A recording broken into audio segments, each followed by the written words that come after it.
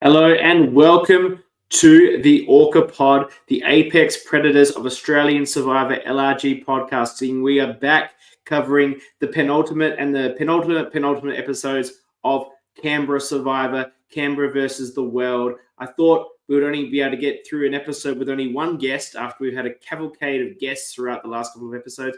But no, for some reason, they dropped 2 episodes in 4 days and we have to interview 2 people. But they are fantastic people to interview. We'll have them on later.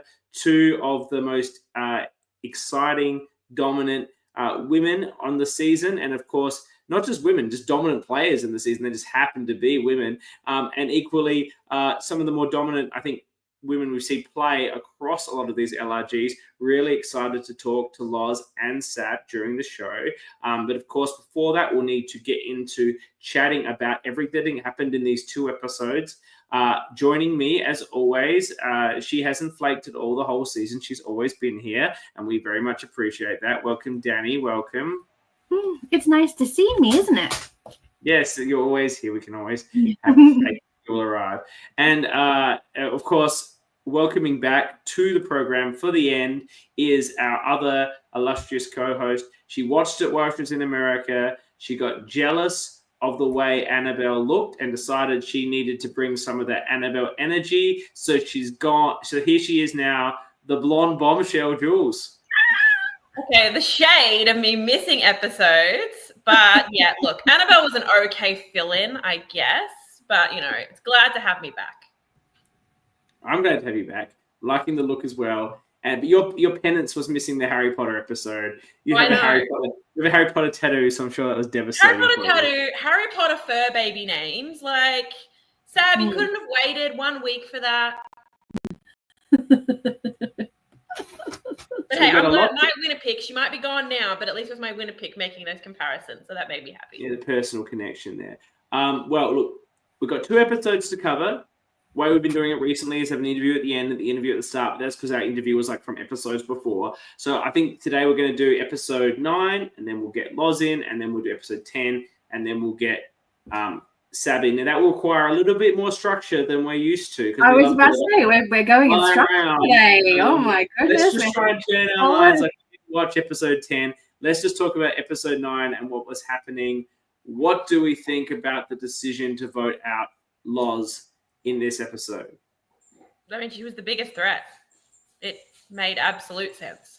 No, I agree. I hated it because I fucking love her and she's always one of mine. But I didn't see any other option for them here.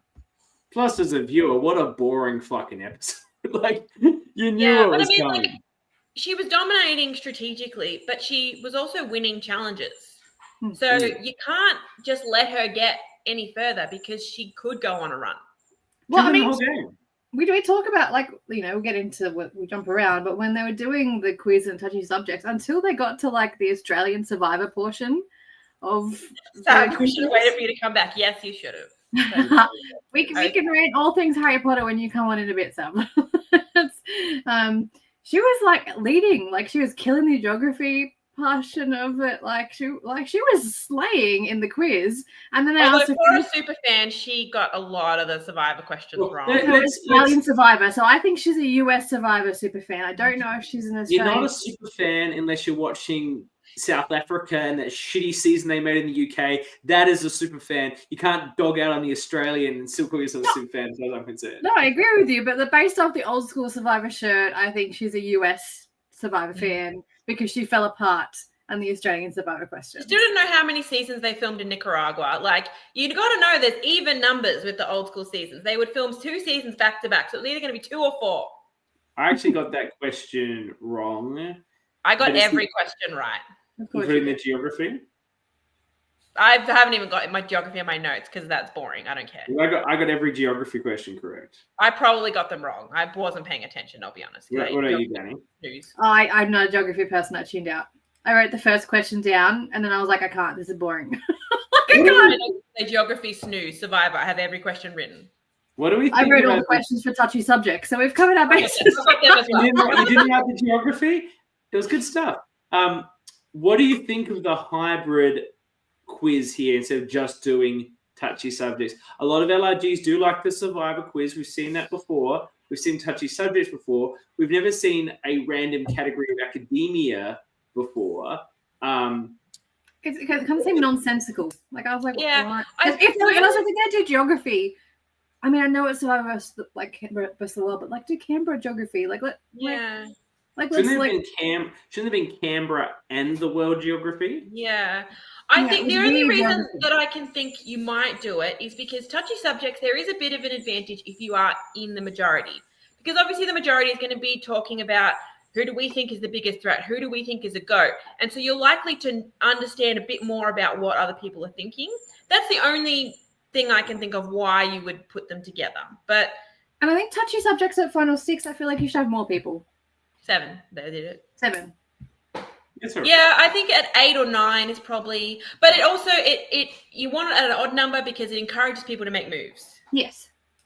I do feel that if you have a greater pool of numbers for touchy subjects, it's easy to pile on with the negative answers onto the obvious person, and then you don't actually create any potential weird dynamics. Like if John had been there, they'd all just talk shit about John with every negative answer, right? Like you can get a bit more of a reaction out of people. And I do think it played in. So look, I don't mind the geography, but I think it's a bit harsh to like whether people aren't to know that they're supposed to know this stuff. So there was just an advantage. I would be like, what the fuck? I do actually think from memory, Loz was doing very well at the geography. Loz smashed the geography portion of this. Like she was leading the way and then fell apart. Andrew would have smashed it, I can tell you that. And we know he smashed the Survivor trivia. He won a Survivor trivia challenge on Backyard Exile against Zach, who you also know was a massive Survivor super nerd. Like, they could have gone on for hours. So Andrew would have been sitting pretty with this one subject, of course, the touchy subject. So with that in mind, I actually didn't hate the combo of the 3. I think it's unusual. I don't know if I'd say do it again, but I think it did provide more of an interesting dynamic for the leaderboard and how the challenge played out. Sure. And I do like when touchy subject is a quiz rather than the chop. The chop, provides some drama and all that, but it means that the person on the bottom is not winning immunity because they're all going to gang up. I don't think LRG has ever done it as the chop. Yeah, Backyard did it. Backyard 1 definitely did. They have balloons that were popping. Oh, you're right. Was that touchy? That was for touchy subjects, yeah. Okay. Yeah, all right. You might be right. That might be the only one. Ed's performance was relatable for some of us. I think Squin's saying she equally would have struggled with the Survivor stuff. And Aston, yes, he's also referenced Backyard 1. You're right, Jules. You've got Aston backing you up in the chat. Why don't we talk about the touchy subject answers? Some were unsurprising. Do we want to go back to the start, or are we going all over the place? I thought we were going to do some structure. Yeah, no. We're all over this episode. That's how we do it. But we're not going to talk about episode 10. Okay. That's what the structure I want. Okay, because Jules has thoughts about the start of the episode. I know this already. Yes, Dani is aware. I have some very intense thoughts. Sure, but we're going to go with the flow. All right. That's how we work. That's how program works. We're just not going to talk about episode 10. Let's talk about the touchy subject answers while we're here. All right. So I've got geography snooze, and then I've got all the Survivor questions. But if we go into touchy subjects, so as touchy subjects began, Sab and Eden already were on 7 points, Pauline on 6, Bethany, Loz, and Oscar on 5, and Ed was on 1 point. Also, I loved the updates, like with their numbers beside them when it like planned out, like at time. I thought that was so effective. I screenshot it. I thought I was like top tier. Like well done to production there. We don't need updates every question. No, just the pop up every section. I liked that. Loved it. I thought that was a fantastic way of keeping us up to date. Really well done. Yeah. So who deserves to be sole survivor? Loz, no surprises there. Easy who answer. Least deserves to be sole survivor? Eden, I was surprised with that one. I was surprised by that. How has Eden got away with being perceived as such an undeserving player? As we've been a fan. Loz has led him and Bethany, has sort of protected them, kept them safe, and it's because of her that they are still there. I don't feel like that's part of their narrative and that is part of their success, but I don't, and that may be the perception, but I don't think we've seen all the information, so I don't think we view it that way, but I understand why perhaps also no one that's left other than Loz and Ed, I suppose. But someone's got to remember the fact that, and Bethany, Eden has played two advantages, one effectively, one not effectively, only because he just didn't exactly know how that idol worked. How are people not looking back at that stuff as someone who's perhaps more deserving than, you know, the GOAT crew that everyone's calling of Pauline and Oscar and Sab? Like, you know, Sab's not a GOAT, but she's leading the GOAT crew somehow. Why are they not getting? They Ashton has brought up a really good point. He said, "I wonder if Eden voted for himself and could see Ed voting that way as well." I think you and I discussed this on one of our many other podcasts about, you know, when you answer the touchy subject questions in private, sometimes people don't always answer them honestly. They might answer it a bit differently to try and sway the result, because if you're trying to throw someone under the bus, maybe you'll pump them up a bit more. If, you know, and for someone like Eden, who might see himself as a big threat, might want to downplay that. I think, Pauline said they weren't allowed to vote for themselves. I like that. There just seemed to be in this episode 9, and there has been for a while, this underlying current that Eden is not a threat. And I just think that that's completely incorrect. And is that him being young?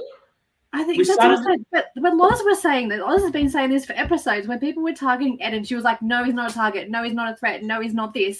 And she bullied them all into thinking that he's not this threat, and he absolutely is. Loz just said that because she was his number, and she didn't want to be targeted. I completely agree with you, but she's been so dominant in saying that they're all gone, "Okay, yes, Loz."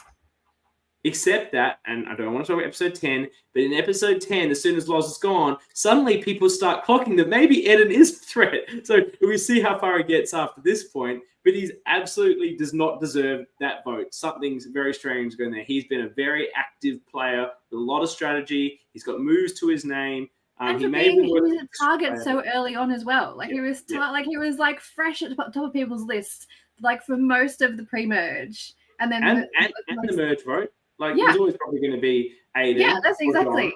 But he was still one of the names floating around. It's crazy that people think he's not deserving. But I think we see him and Oscar make the alliance as the young people. Is it a bit of that he is just, I don't know how old he is, but it seems that he's significantly younger than the rest of them. And are they just discounting him because of that? I personally, look, maybe Dani can speak to this as well. For, you know, she played with people that were young. I don't really understand the young person prejudice, particularly if they're impressive. I voted for Chloe at the end because she was actually like way more impressive than I expected her to be. Like, she really surprised me with the game she played, and her Final Trouble Council was really good. And I thought, man, for like a 21-year-old, you're pretty, like, this is pretty impressive. Like, whereas if she'd been 33, I might not have been as impressed with the game. Yeah. Look, I don't think I was necessarily young person bias when I played Sydney. Just the young people weren't like. What did you think about Ethan from the jury? I didn't know how old Ethan was because I didn't play with Ethan ever, so I never knew that he was like a shit ton younger than me. Like, I knew Leah was, but I didn't think it was an age thing. She just talked too much. But now I think she's a super impressive human. But yeah, I didn't know how old Ethan was, so it didn't affect me at all. You know, I personally don't believe in this age. No, I don't either. That's my perspective. Other people may have different perspectives. I think it was just such a varied age group of this cast. So like when you look at like John versus Oscar Eden, like that's a big. So it can make them seem like this is older people and these are really young people compared to like a kind of smorgasbord of 20s to 40s. But, you know, you can't, like, everyone's crapping on Oscar for being young and exuberant and, you know, wanting to make big moves and being super obvious and everything. And yeah, like, he sort of is that. But Eden is a much more subtle and capable player. Like, they're just different people and it's got nothing to do with their age. No, agreed. Anyway, the next one, who is being dragged to the end? Pauline. I don't know if I agree with that, but I can see why their perception is that. I think if they're seeing that her, Sab, and Oscar are the tight three, Sab's seen as the top of that, and Pauline's just along for the ride. But I think, not to jump ahead, next week is the last time she can play her idol. I feel like if she can do something good with that, I think she probably is potentially a winner. So that's, you know. I didn't mean you had to be that light, not talking about episode 10. I'm just saying, like. Well, Pauline's the only one left on my team. I'm going to root for it. The thing about Pauline, can I say, Pauline has been telling everyone who will listen, including the audience, how much of a goat she is. And I think that's don't do that. Don't tell people. I think that's where that's come from. She's been telling people, I feel like a goat. I feel like I haven't been doing anything. She's told us at the audience that, and I feel that's therefore why she got that answer, because that's the one everyone, whether they think it or not, that's the one you think people are most likely to say. Yeah. Great. Who mistakenly thinks they're in control? Sab. I think at this point, she is not mistaken. At this moment in the game, she probably is in control. Doesn't last that long, but at that moment, I think, she was probably running the game. Mm-hmm. No? Yes, no? But it's right, but she was mistaken because she wasn't. So it's exactly in that moment, she probably wasn't. Anyway, most trustworthy was Ed and Pauline. Yeah, I see that. I would have written Ed down a million times. 100%. I would have Ed all over the place. The guy's just spewing everything he thinks at everyone. Yeah, every orifice. Yeah, absolutely. And he called himself a dog. We've called him, he's like a Labrador. You trust your dog. Who is most likely to stab you in the back? This is a three-way tie between Sab, Eden, and Oscar. I would have picked Eden here. A three-way tie when there's 7 people left means it was 2, 2, 2, and a 1. Like, basically, that basically is just not a consensus vote. I think Oscar's more likely to stab you in the front when he trips over a log. Sorry, Oscar. But he's not stabbing you in the back, though. I'll tell you that much. Sab getting that, of all people, because what has Sab done to be untrustworthy or more likely to stab you in the back? I think this is something that was touched on at the end of the episode about how much harder it is to be a woman. I don't really think Sab's done anything to deserve these. He hasn't done anything to deserve that, and yet she's got those votes. And I think if she was a man playing that same game, her name wouldn't have come up. Equally, but we will get to that, and I have a lot to say about that as well. I have a lot to say about the start and the end of this episode. Yeah. Next. Who was the most annoying? Ed and Pauline. Ed got the most annoying, but also the most likable. Like, he's annoying, but you like him. Didn't Ed also vote for himself that he was annoying? He thought other people said himself. Yeah, he was talking about some story he was telling or something that, like, really, we didn't see it in the edit, that there was some particular conversation he had that it was obviously annoyed everyone. So, like, perhaps maybe he's a lot. So, 2 full days of that, I might be like, shh. Yeah. But anyway, who is the smartest? Sab. I'm surprised Loz wasn't the answer there. I think because a lot of people seeing her as quite strategic, but I've sort of put strategic and smart in the same one, but I think Sab's also a very, very valid answer. Most likely to be a bitter juror, Loz and Sab. Loz, I think we definitely saw that at the beginning of this episode before she's even voted out, and then when she gets voted out. I think this is 100% accurate. Yeah, I was like Loz all day. Yeah. Hey, we love a bitter juror. Nothing wrong with that. Yeah, and that's the last question. You'd be happy that you're on the jury. You'd be bitter and pissed off at these people. You gotta make them earn your vote. Yeah. Like, I'm sorry, even if my number one ally is sitting at the end and I'm on the jury, I'm gonna make them work for my vote, because if they have to work for mine, then maybe they'll earn a couple other people's votes, you know? Mm-hmm. You're gonna see them fight. But yes, those were all the touchy subjects answers. Good questions, good answers. Painted a really interesting picture. Sometimes these go on a bit long. Sometimes you get a lot of questions that are kind of the same and someone's just going to get dumped on. I think the quizzes are very useful. You guys may have found the geography boring, but I like geography. I think that every time they've done the Survivor quizzes and these things, it's always good, because I think the people who watch at home like to play along at home. They like to go, how would I do? I like to play along. Like I said, I got everyone right. One, I did have to guess, but I did get it right. I wasn't sure what state Lee Castledine played for. Yeah, it's definitely Queensland. Yeah, definitely. He's definitely a Queenslander. He just exudes Queensland. Just because he's from Queensland doesn't mean he played for Queensland. Most people don't play. I think in the Sheffield Shield you have to play for your state. Look, I am a cricket fan, but I don't follow state level. No one follows Sheffield Shield. Nobody follows Sheffield Shield. Thank you, Squin.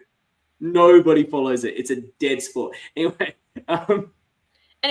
can we go back to the beginning? Cricket. Yeah, back to the beginning. You have some strong thoughts. Lauren. So we start on Loz being very upset about Todd's vote. She has called everyone out. She's basically calling out Sab, Pauline, and Oscar, that trio, as lazy and weak players because they've been coasting through. I'm sorry. Loz, I adore you, but Sam, don't put us all in that category. All right, whatever. Queenslanders. Oh, okay, fair. Yeah, look, Loz, I adore you, but I'm hoping this has come from you being upset and bitter. Survivor is a game. It's probably one of the things that's most unique about it than any other game, sport, competition. The best player usually doesn't win. Loz is absolutely the best player of this season, but of course that means they're going to come for her. Calling the other people lazy and weak, they are not. They are just biding their time to make a move at the right time for them. They had no need to be making these big moves. Yes, they got on the right side of the swap, but that's just how it works. Luck comes into it. So to call them lazy and weak, I really just, that made my blood boil. I disagree with your assessment. She doesn't give two shits about Todd. She was planning on voting him out anyway. She's annoyed that it's not gone her way, and she now needs to reset position because she's a very good player and knows she's in incredible danger. I have done exactly what she's done in orgs before. When I lose my numbers and I'm a big player, my whole goal then is to gather up the other big players, whether they are with me or not, and say, okay, we are the big players. We cannot let the goats get to the end. They'll just take us all out. And you have to really push hard about what sort of goats they are and really separate where the big people. It's me, it's Ed, because Ed's social and popular and good at challenges. Yeah, she needed to be picking up Sab. It's Bethany, and she needed to pick up Sab, as you say, to make that work. But I don't think she felt that. Well, I'm not in the harsh way she was doing it, but it's the right strategy for her because otherwise she is just toast. She needs to make a power alliance of threats, a sort of a shield wall of alliance. No, I agree with you. I was upset at her referring to the other people as lazy and weak because I think that is just not the correct assessment. You're being hard. Of course, it's not true, but she's saying it in confessional. That's her genuine opinion. She's not calling them lazy and weak to their face. She's telling us. I will come between the both of you here. And from her perspective, sounds excited. From her perspective, it was things that she were harsh, and I get that in the heat of the game you can say and all the things that come out of your mouth. But she has worked harder. She has run her webs harder, and she's being fucked at this point in time. And she's like, these motherfuckers are coming for me, and I'm so much better than them, and I'm fucking annoyed about it. So, yes, I agree that it was harsh, but I was like, yes, feel your feelings, girlfriend. There's also actually, and look, I think she was, as you say, she's feeling her feelings. It is a confessional, and she's frustrated at the circumstances that have led to her being here. And if you actually go back, there's nothing she really could have done about it. Maybe a bit of work on threat management, but even then, I think she kind of needed to do everything she's done to be able to survive the swap. And then when she gets back to merge, she's in that split tribal where they vote out Andy. There's, I agree with you. Wasn't really much else she could do. She was always because of the split tribals and the way they unfolded and the way Oscar had the sole control of those outcomes, which was, as we discussed at the time, a bit of an overpowered move. I completely I was ranting that I couldn't be here for that one because I disagreed with you and Annabelle, but never mind. You don't think it's overpowered? There was no perfect split for him. He was always going to lose a number. Yeah, but Andrew wasn't really his number. He didn't know for sure if Andrew was with him. Andrew was a number for him, absolutely. Yeah, we know that. We know that, but he didn't actually know that. Oh, I think he did. Him and Andy had buried the hatchet. They were going to work together. You can never properly bury the hatchet when you spend 3 episodes. But my point is, it would have been overpowered if he could easily dictate 2 people going out that he wanted, but there was no way that was going to happen. He couldn't have both sides set up perfectly for him. That was the only vote that Loz could have tried to take control and save herself. And because that got split in the way it did, she had no chance after that. There's no vote that she could have done differently to save herself. Whereas I agree with that. I'll agree with that. That said, had Todd not been immune and gotten taken out by Oscar, that would have weakened her one episode earlier, and that would have given her, I think, more time to regroup and more time to form new bonds and perhaps lower her threat level. Losing Todd one episode earlier, I think, and it would have put the spotlight more on that trio, on Oscar and his big move. Yeah, because now Oscar's not the GOAT who's done nothing. He's made the big move. He separated the tribes. He took out Todd. He turned on the yellows. Oscar's suddenly a huge target, and Sab and Pauline, who are with him, are also raised in their elevation. So that, I think, would have actually worked. Probably the only thing that could have gone Loz's way was to lose that ally sooner. Agreed.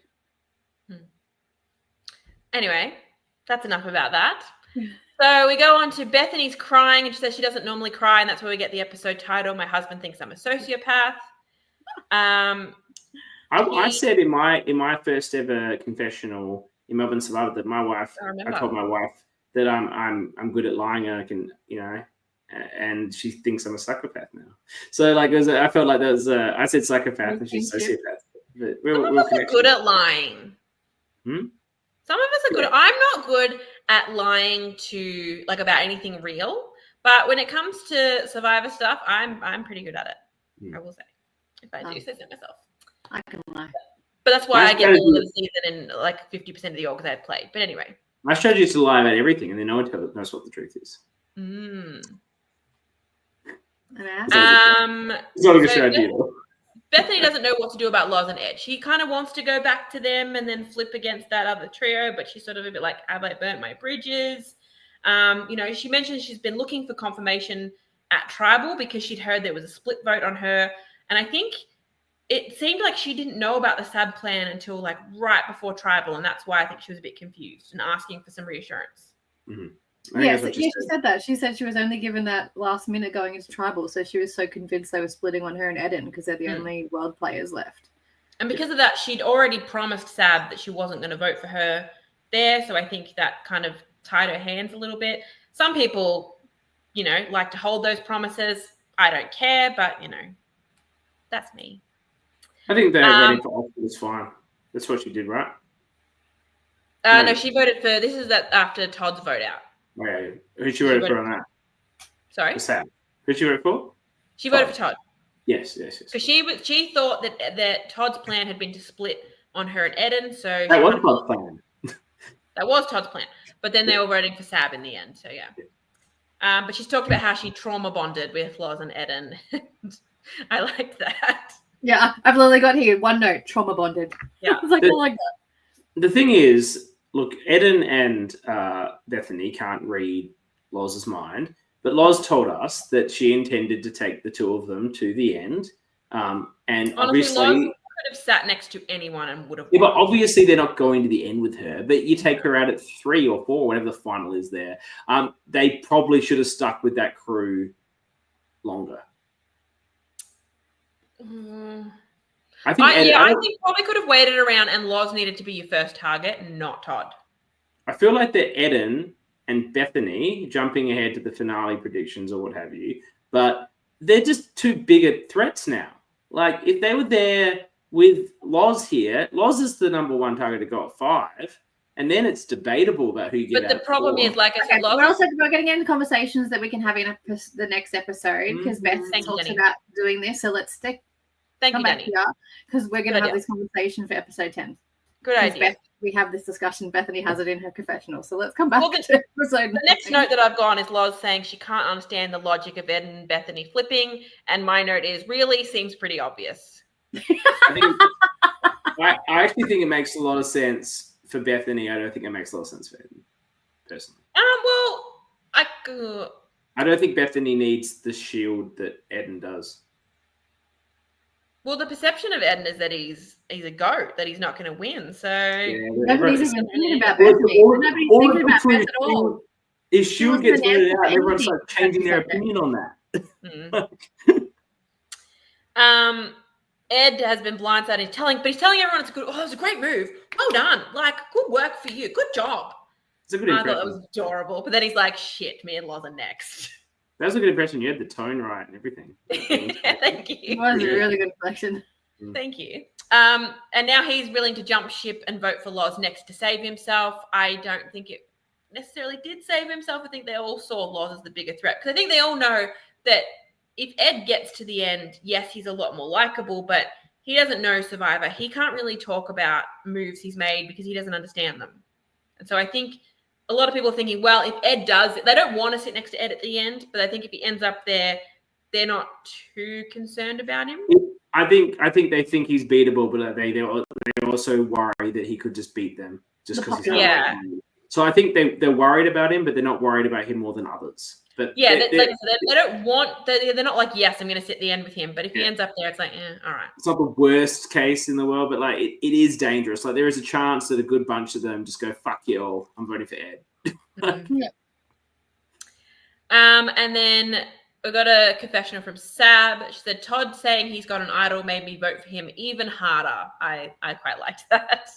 Because he's there going, I've got an idol and I'm going to play it, which to me is like, oh, okay, I don't have an idol. Cool.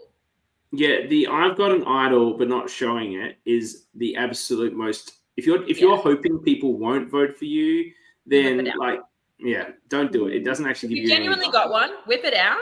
Yeah. Then maybe they'll be scared enough to not vote for you, and then you can not play it. But if you don't have one, just. It doesn't. But also, like now in my head, I'm like, do I make that move and let them all vote for me? And then I'm like, bang, and then I get to choose who goes home, and they've all voted for me. Yes, if you've got the idol, that's also fine. Whatever way. I think using it for implicit immunity is better. But anyway, that's If you have the idol, either option are fine. But if you don't have the idol, shut that up. If you don't have the idol, leave it alone. Yeah. So we see a final 3 deal of Eden, Oscar, and Pauline. Because the perception is that Sab is in charge of the other group.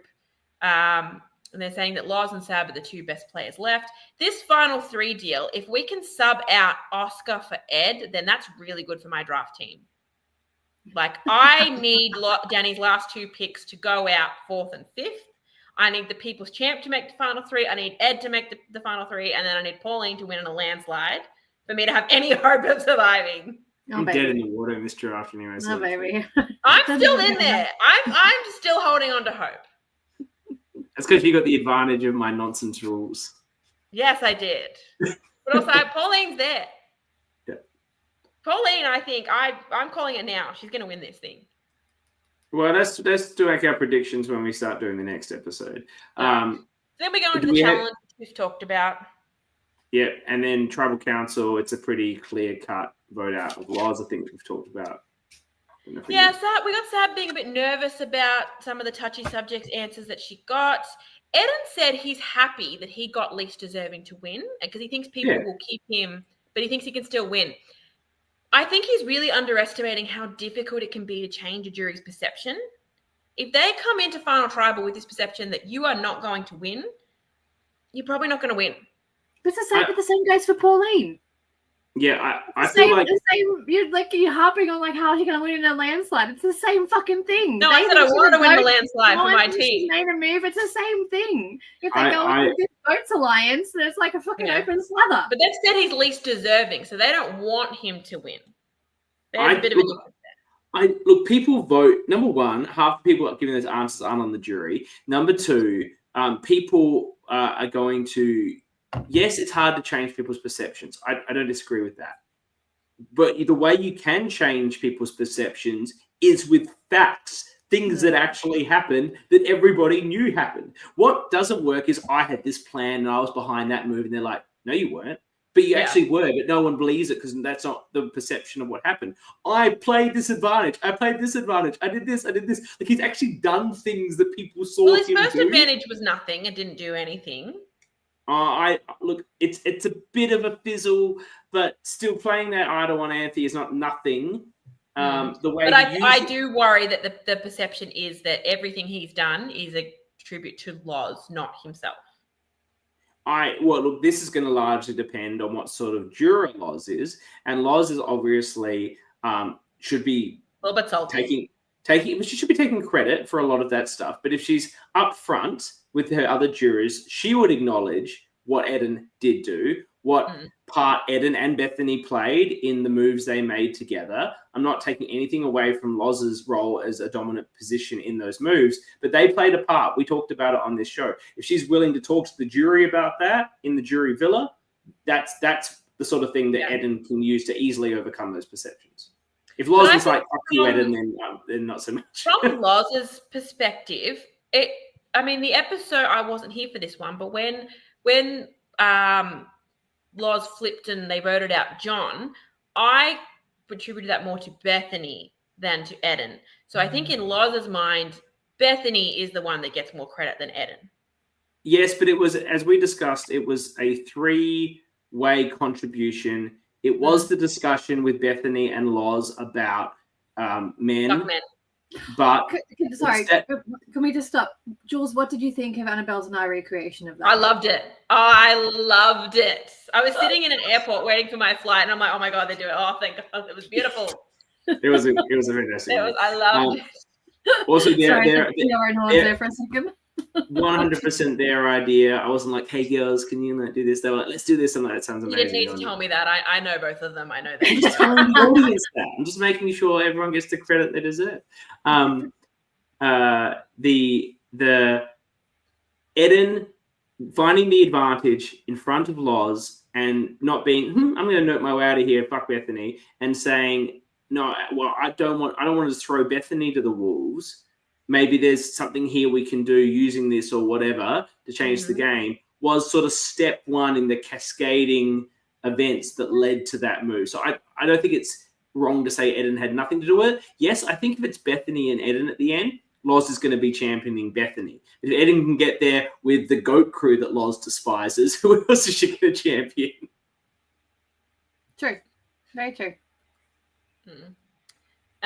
What else have I got here? Ed and Loz just know one of them. It's them. Because Ed has said he's willing to vote for Loz, Oscar's concerned that maybe she's got an idol. Oscar's throwing at every single member of the Yellow Tribe thinking they've got the idol. Was that a pre-merge idol, or would it have still been in play post-merge? It's a pre-merge idol. It doesn't apply. He's completely wrong on this.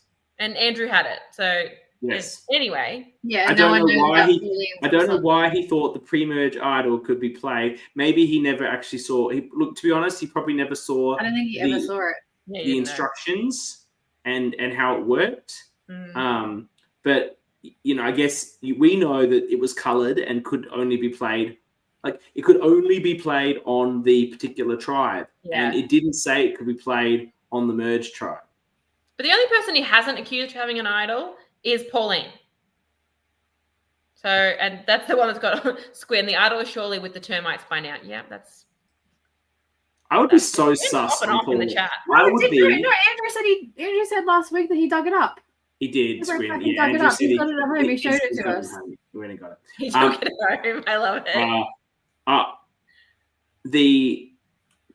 would be so sus on Pauline carrying around those croissants. I've got it in there. Notes for the next episode. I'm fucking over it. Yeah, I would have at some point stolen that croissant and thrown it in the woods. Well, my next note is Loz is, still a bit salty. She knows that Sab wants to sit next to Pauline because Pauline has done nothing except walk around all day with a stale croissant.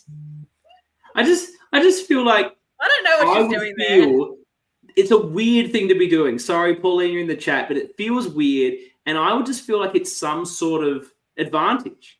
Like, there's some sort of reason that you're doing this. Is the clue still in there or something? Like, chuck it in your bag, get rid of the croissants. It's in her skirt pocket. Yeah, the skirt pocket. I love the skirt. Everyone needs to wear the skirt pockets. It's the ultimate. Excellent choice on the skirt. We discussed this last week, yeah. I know, I don't. I'm just saying, she's drawing attention to herself. Maybe she was trying to get votes on herself at some point so she could play the idol effectively. I don't know. But it's just sus to have to be walking around with your croissants. Yeah, I'm over it. I've had enough of it. There'll be a throwback when she's at the final tribal. There'll be a throwback to the croissants and the idol. She doesn't need to have the physical prop. It's already coming up at tribal councils. I've had enough. Yeah. I'm sick of the fucking croissant. Yeah. But yeah, Bethany. Hang on, Sam. I love the croissant. Yeah. Bethany knows that trio is tight, and she actually doesn't want to vote Loz. She wants to vote for Oscar, but Eden has a bit more trust because he believes that Oscar wants to take Sab out at some point. And I think that is ultimately the reason they go with them. If they saw them as a tight three that's never going to be broken up, there's no way Eden and Bethany are voting with them. But because Oscar's already said, yeah, Sab needs to go at some point, I think that's why Eden is okay with making this move. It just comes down to, I guess, which of Bethany and Eden think they're the final, the third member of the actual final trio here. Well, Eden's been given a final 3 deal. No one's promised a final 3 to Beth. They promised it. Bethany's got a final 4 deal. She got final 4, but not 3. Not a final 3 deal. So I do, an Oscar, Eden, Pauline final 3 is not the worst outcome for any of those people. No, that's a great outcome for the 3 of them. That's wide open. Yeah. Pauline, the logic was that if they were looking at the croissant, they wouldn't notice that I'm actually holding my bag very, very closely after the auction. Yeah, I think that's overthinking. You had it in your score. Way overthinking, Pauline. I get it. You're paranoid, but way overthinking. Yeah. People aren't that focused on that sort of stuff, I don't think. Croissant has definitely not been purple. Yeah. I think we're finished with this episode, right? No, we're going to talk about how much harder it is to be a woman playing. Okay, and the tribal, Loz is calling out that people didn't have to start playing until lunchtime today. And then we have a really good conversation initiated by Bethany talking about how much harder it is to be a woman in this game. And to quote Taylor Swift, where a man was strategic, a woman is calculated. And there's a few other, they're talking about if Loz was a man, would she have been called out like this? If, it's harder to be emotional to be a woman. If a man shows any emotion, it's not a big deal. But if a woman sheds one, watch out for the emotional woman. I think Dani and I in particular know what this is like.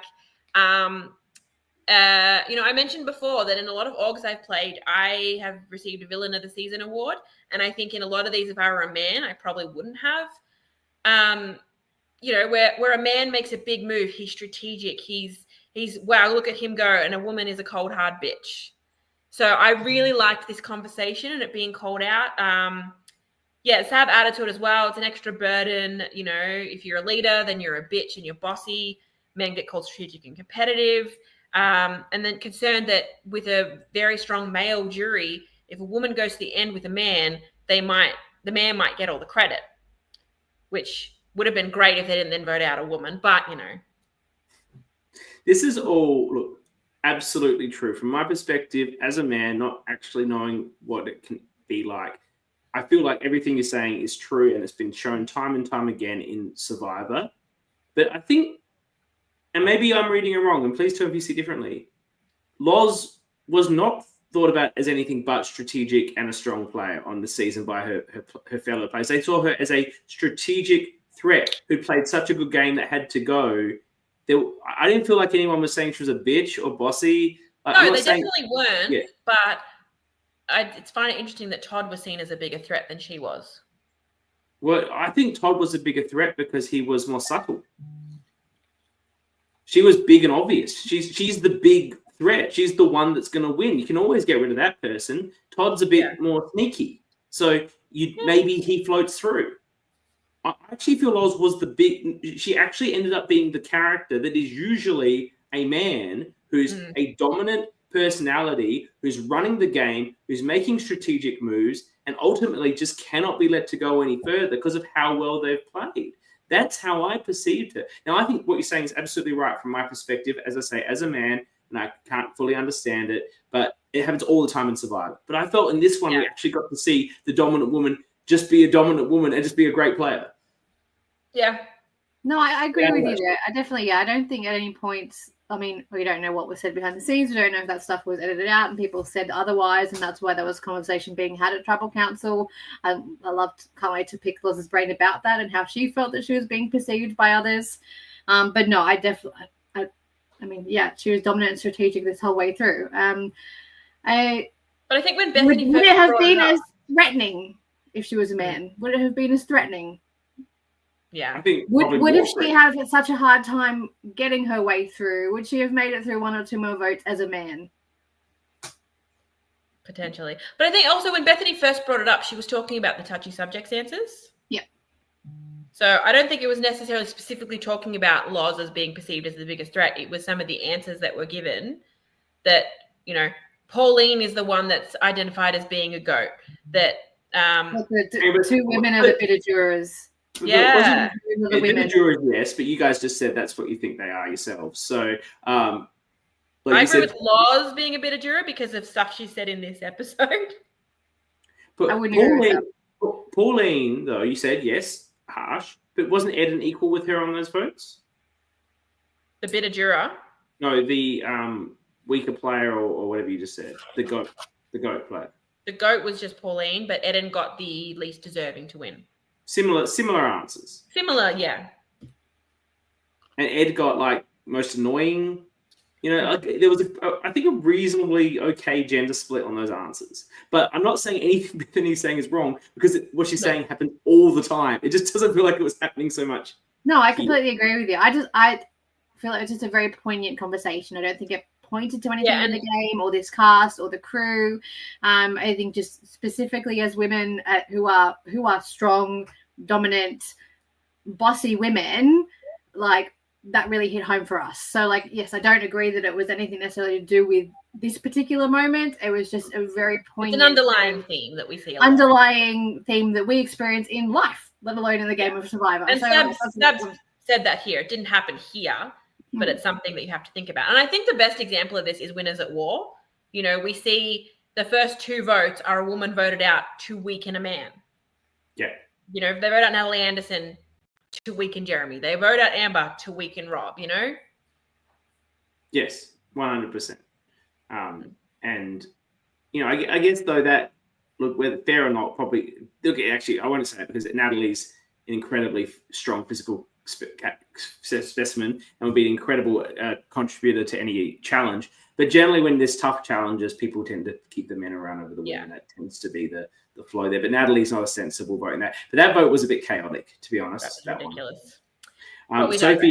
Sophie also came on saying, this may be a very unpopular opinion, but as a woman, I didn't see that or experience it in my season. I don't understand the gender thing because the only time I've seen anything about gender was the girls talking about it rather than having a bearing on the game. Sophie, of course, was also part of a game where women were very strong within it. And obviously, Ma was quite strategically dominant the whole game. But equally, I don't think that Nick really deserved 3 votes. Like, I don't think Ma does. I think Ma should have won better than 4-3. I think Nick just sort of got some votes because he won challenges. I think some people value the challenge wins, and that's potentially why he got some votes. Well, I don't value challenge wins, and no Survivor fan should be. But, we don't always see super fans playing LRGs. We see. I think Ma should have won 5-2, to be honest. Then I think she could have more of a 5-2. So maybe from that perspective. Sophie also deserved a vote somewhere. I agree. Speaking of 5-2, that's where we see Loz voted out. Bethany did vote with her. Nice. Yeah, let's bring her in with that segue. So obviously during this conversation, it's going to be great to get her perspective on all of this and the feel of it, and how she felt playing the game on everything we've just said. I think she's got to be, in my view, the MVP of the season. 100%. Just a fantastic strategic player. I think she was able, as I've said, to break these molds a bit and just be a dominant alpha female who ran the game strategically and socially and physically. Like, she was the triple threat, which is why you get voted out. But Absolutely. She was so good. We almost didn't have her. She was a late call-up. I know. Craziness. So this season was essentially coming all the way, which I'm very interested to find out, from Papua New Guinea, is Loz. Welcome, Loz. There she is. Hi. Oh my gosh, this is exciting. Welcome. Have we given you enough praise on this show? Sorry? Yeah. Have we given you enough praise on this show? Look, I split conversations. Someone will say something really nice about me and then say something really not nice about me in like the next breath. So I'm quite used to the balance of it where, if somebody says something really horrible, I feel like there'll be something a little bit nicer coming up. So, and your hair looks fabulous. It does look fabulous. Oh, your hair does look great. Oh, God, it doesn't. It's terrible. But you don't really do hairdressers here in Port Moresby. It's not really a thing. So. Do you have the yellow tribe flag behind you? I do. Were you given this, or did you swipe it? No. I bought it. So I don't know how other LRGs work, but we auction off props and items at the end of season, which is great because now that I'm making props, it means we make a little bit of money back from what I spend on it. But in this case, I actually desperately wanted the Merge Tribe flag because I had done the lettering on it, and Pauline was absolutely not going to let that happen. So I gave up and bought the Gin and Dara one and couldn't come to PNG without bringing it with me. So I love it. Awesome. Well, you mentioned PNG. Are you a police officer in PNG? Have you ceased being a police officer? What's this situation? No, so I'm still a police officer. So AFP over here work in a partnership advisory sort of capacity. So I'm over here as a police advisor to the RPNGC, which is the Royal Papua New Guinean Constabulary. And I am currently working with the family sexual violence units and the sexual offences squads over here. You and I need to have I'm just like Did you know that when Jules was a cop, she also worked in that area? Yeah, so it's a lot. Not in all the ways you would think, but it's like kind of like another planet over here. So Survivor has been this weird connection with real life and home, and every Friday it kind of brings me back to that life that I had before I came over here. So that makes sense. Now, I didn't think about you being a federal police officer. I sort of had in my head that you were I don't even know if the territory has a state police, but now it makes sense that you were in the AFP. That makes a lot of sense. No, you're right.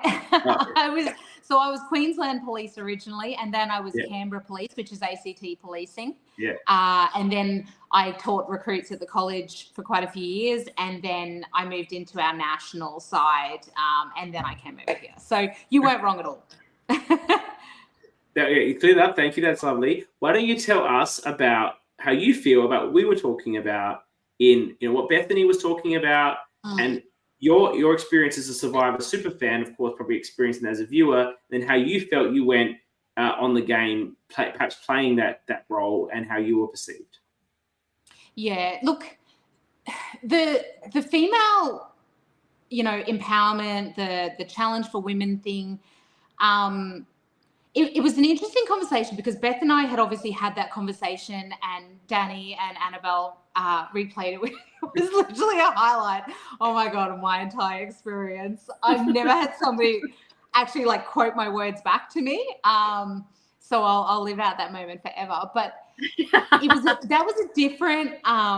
That conversation happened really organically in a situation where, straight away, John and Todd and Ed gravitated towards each other in this masculine, testosterone-driven, oh my God, here are my other, sausage bros. And it was the fact that all of a sudden it didn't matter what Todd and Ed and I had built at that point in time. It didn't matter what discussions we'd had. They were so drawn to each other that I knew if I allowed John to stay in the game, I was dead. It just and it had nothing to do with me and my game. It had to do with the fact that I just wasn't a dude. And so that conversation to me was very separate to the conversation that Bethany then sort of that what was raised at Tribal Council, which I actually really didn't agree with, because the people who were targeting me in the biggest way in the game at that point in time were Pauline and Sab, two women. And it was other women being threatened by me being a strong woman who wanted to get me out of the game. So I don't think it had. I don't think that was a vein that really ran through our game, other than in maybe a few unique circumstances. And I mean, we've heard from Todd that if we'd kept John in the game, Todd absolutely wanted to work with John. He and John and Ed felt like that they were going to go far. So I completely stand by that. So I think Bethany felt like she needed to make that point because of how she was feeling, and she was feeling emotional and she was feeling conflicted, and maybe she wasn't seeing that reflected in the other players at the time, and she didn't want it to be perhaps misjudged as to why she was reacting that way.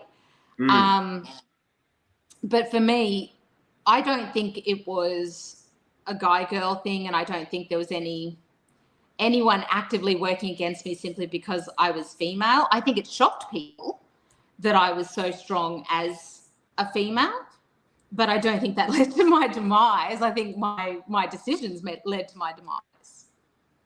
I think also being a cop, you probably know how to handle a boys' club.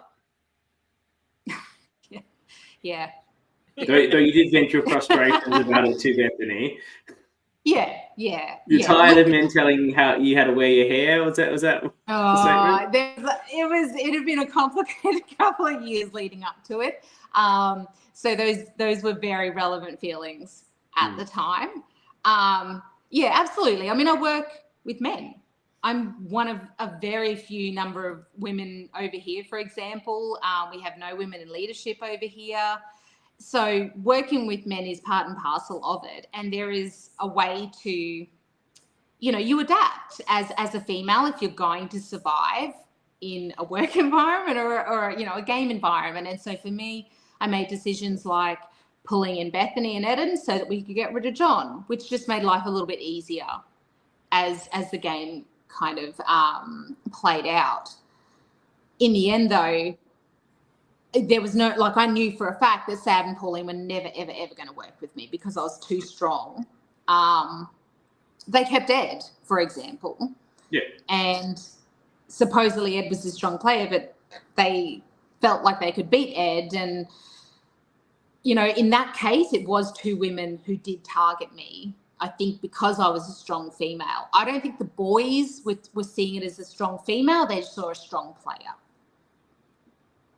Sophie wants to know, working with men, do you think that's why you gravitated towards Ed and Todd in the initial phases of the game? Or was that more reactionary to you having to find people when Andrew was actively targeting you? Yeah, absolutely. I think it was a good fit with Todd and Ed as it turned out, but I do think that was just sort of happenstance. I don't think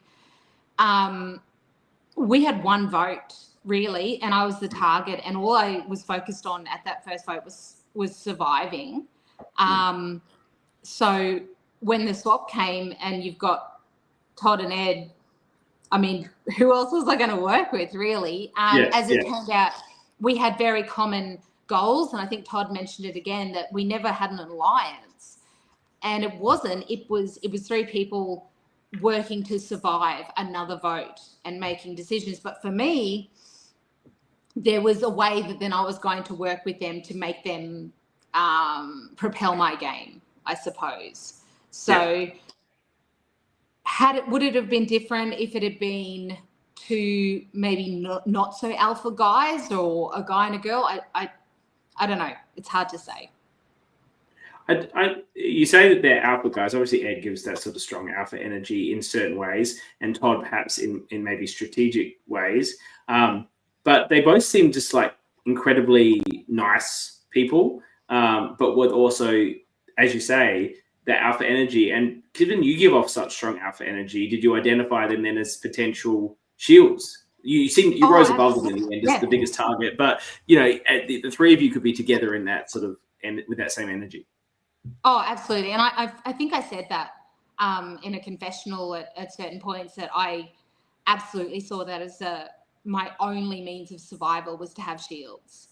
And it wasn't that I thought people wouldn't perceive me as being a threat, but that they would like me more maybe, and therefore I could, if I needed to, toss the other two out earlier to go, well, look, okay, yeah, all right, we're really dangerous, but Todd's actually not that nice, and you haven't really spoken to him, and he's kind of shady. Could we get rid of him first? And I was hoping that the relationships I was building might have been stronger than what the boys were building, and that I could use them as those shields. I don't know that shields is the right word, for it. It's sort of a cross between a shield and a sacrificial lamb almost.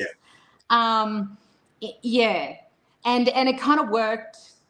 Well, I mean, it did work with Todd in that Oscar was so adamant that Todd had to go. And I think it's because I had a better relationship with Oscar and had built that right at the very, very beginning where Todd hadn't.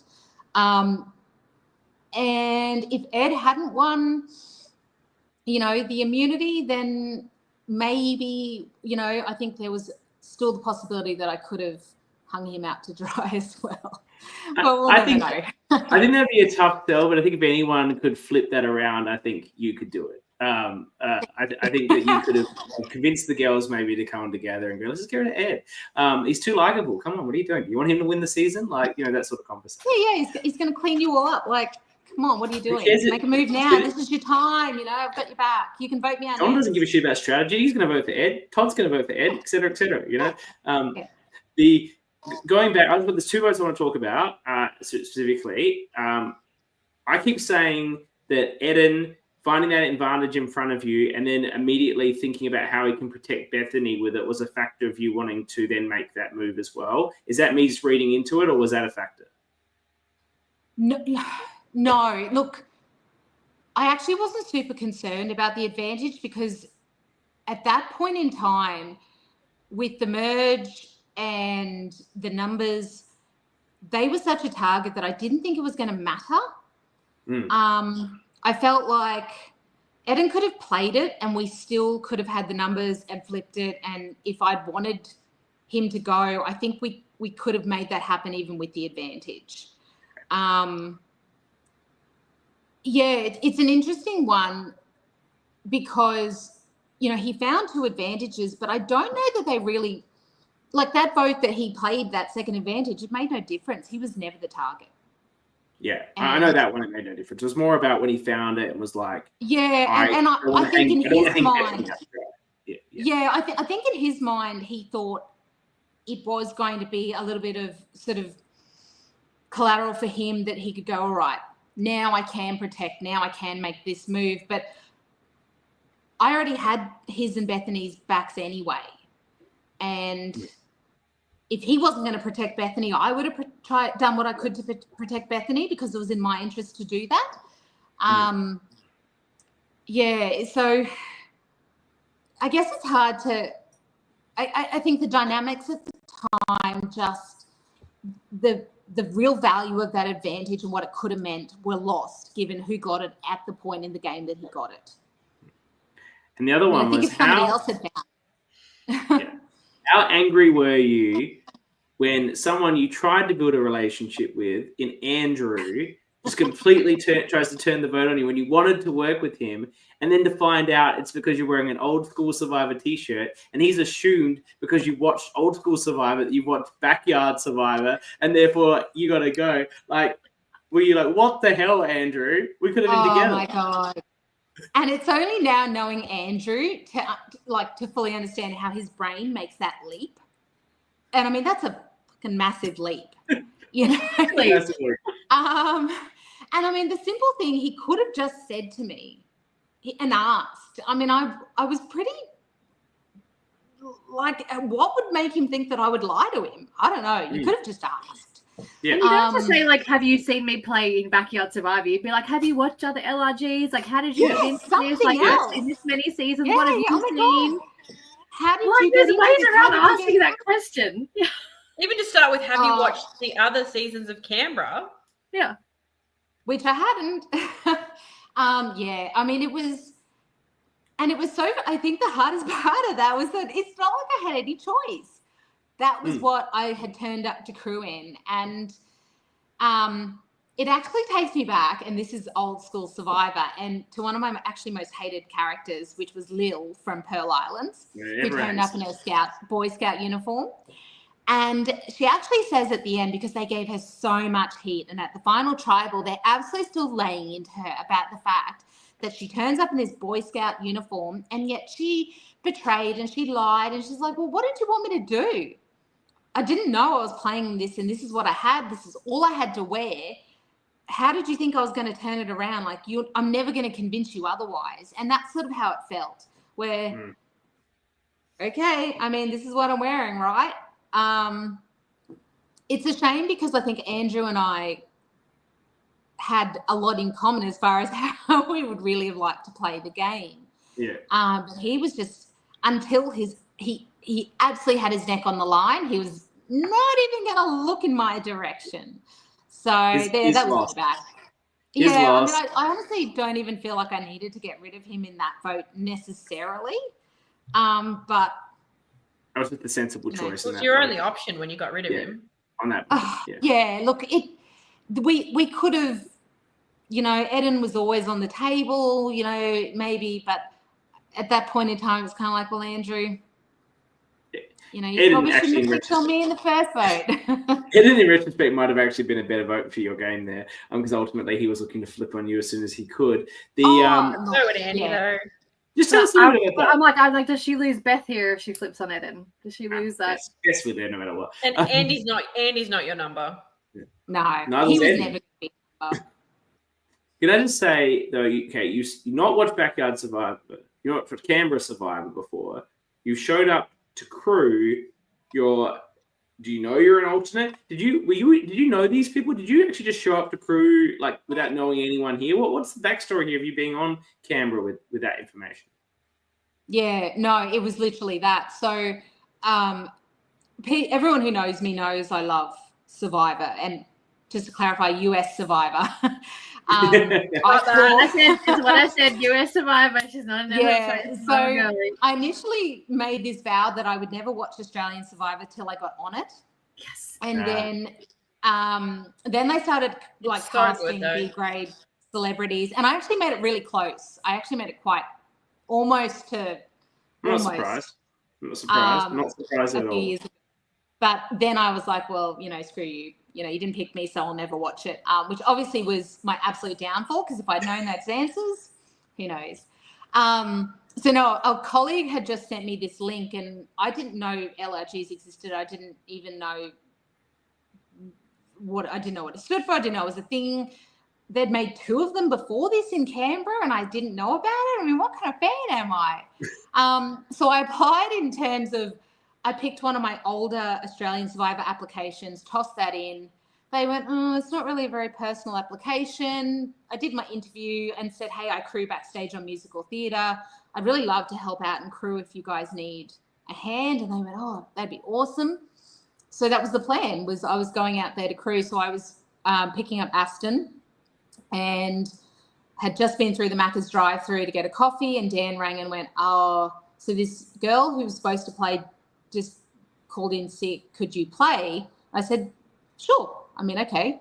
And he said, I don't suppose you got anything yellow. I was like, well, no, I don't. I'm not wearing anything yellow, and I'm also half the way out there. And so we just drove out, and I got there, and I'd had no cast instructions because I wasn't cast, and I'd had minimal crew instructions because I was a reserve, but not like, now that I know LRGs, we now have like on-site reserves who. Yeah.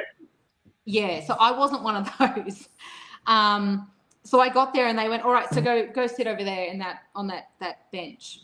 And that's where I went and sat for the next hour and a half or 2 hours, just waiting to find out what happens next. And then that was it. You didn't rate your video, but Soph says it was the single greatest audition video submission she's ever seen in Survivor Canberra casting. So you might not have rated it, but they rated it, apparently. That's an amazing story. Australian Survivor didn't. They're lost. Let's all send our love and thanks to the random girl that got sick, because without her, we wouldn't have had this fantastic player on this season who we've all adored watching. We've all said that you were the absolute MVP of this season. Thank you. It was so much fun to watch you play. It's funny because I remember on the morning, I'd walked over and I'd never met anyone. I had no idea who Dan was. Obviously now Dan is, God. And but at the time I didn't know who he was. Oh, you're Dan. Hi, nice to meet you. He's like, I got my way in the end. I wanted you originally. And, it was kind of that moment where you're, okay, maybe, maybe this could be something. Who the fuck is overruling Dan in the casting process? I don't buy it. Don't buy it. Oh, look, I don't think I sold myself. I didn't understand what this was. Yeah. And so it's hard, I think. In hindsight, I'd probably hate to watch back my interview because I probably just went, oh, that's really cute. You know, you filmed this little thing in the backyard. Yeah. That's great. Good for you. So well done. I know. And so I probably deserved not getting picked. So I get compared to everyone else, like, and that's the way it would have been like when these shows were originally being cast. But now that so many are made, and there's got hundreds of, or at least dozens of people applying, and you got like I really want to be on Canberra Survivor. It's my dream to be on. That's what you're getting people like now. The interviews, you're like, yeah, whatever. Like, I get that. Yeah, exactly. So no, I definitely. I deserve to be a reserve, and to not even have done a real, like, to actually have filmed a video was just, yeah. But anyway, look, it all worked out in the end, and everyone got. Loz, a good video is a good video. I don't think you have to worry about that. Why don't you ask Dani about her application for Melbourne Survivor? I did the Melbourne Survivor forecasting with John from Canberra season 2 and Melbourne season 3, which I was on, and Dani just sent her Sydney video to us, and it was such a good video that we didn't care that she said I want to be on Sydney Survivor in the video. We didn't care. It's a good video. I'm sending it anyway.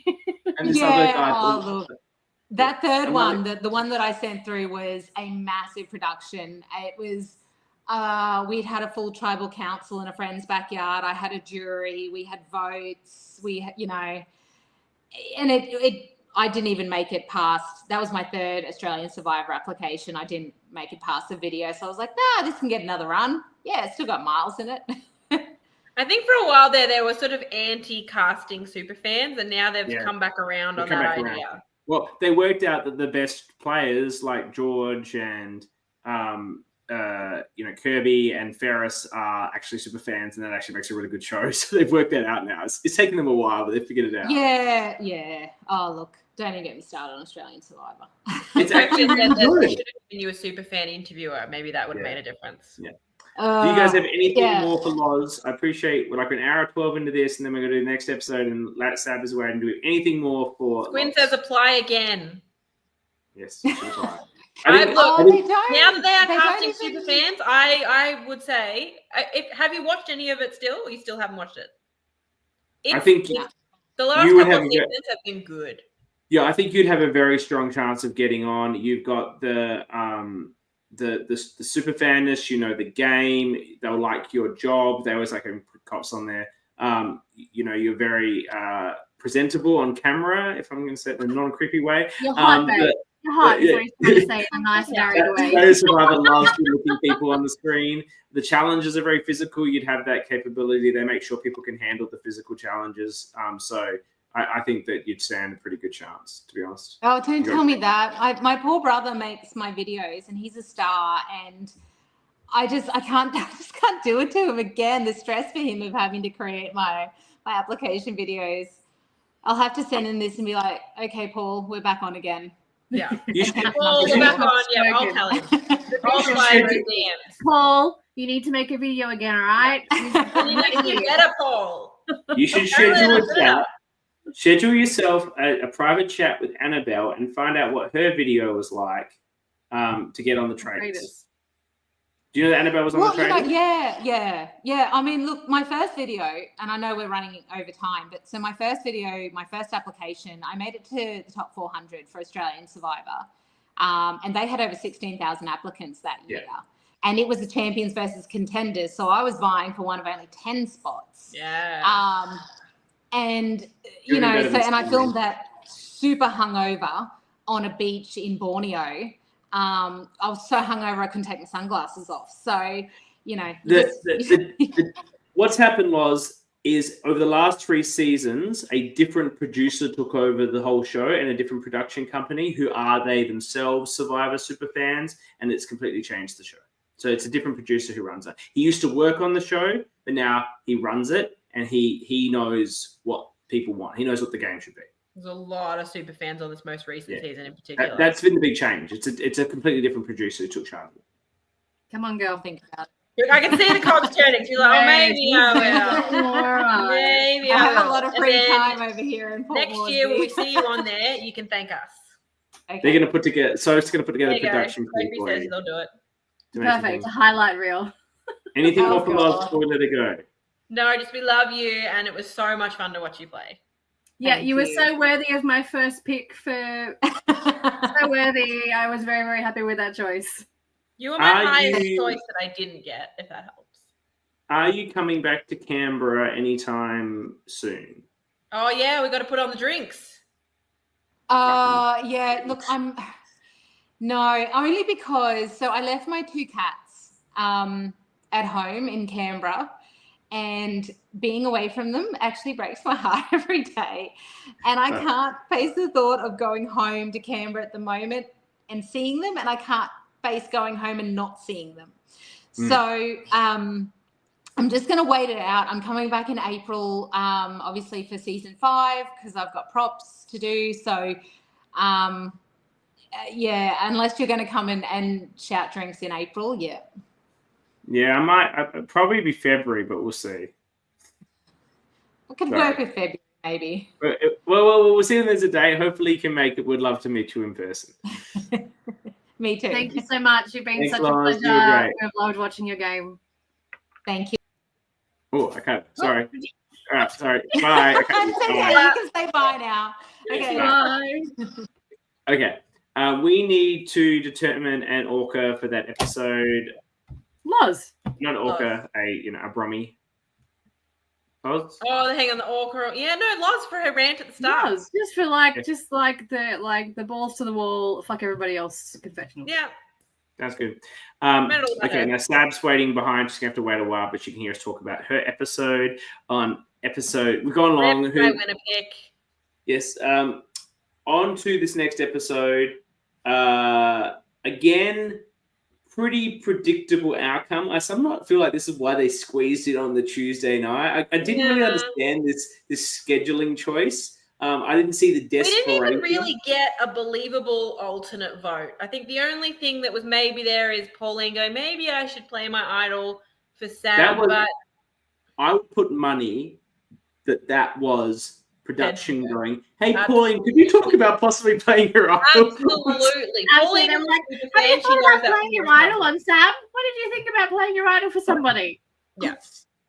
Yeah, there was no part of me that believed for a second that anyone else was going to get. It was going to be nothing other than a 5-1. Yeah. Look, let's power through the episode. We get an opening montage about Ed. It's a few of them joking that maybe he's lying about not knowing anything about it. No, he's being honest.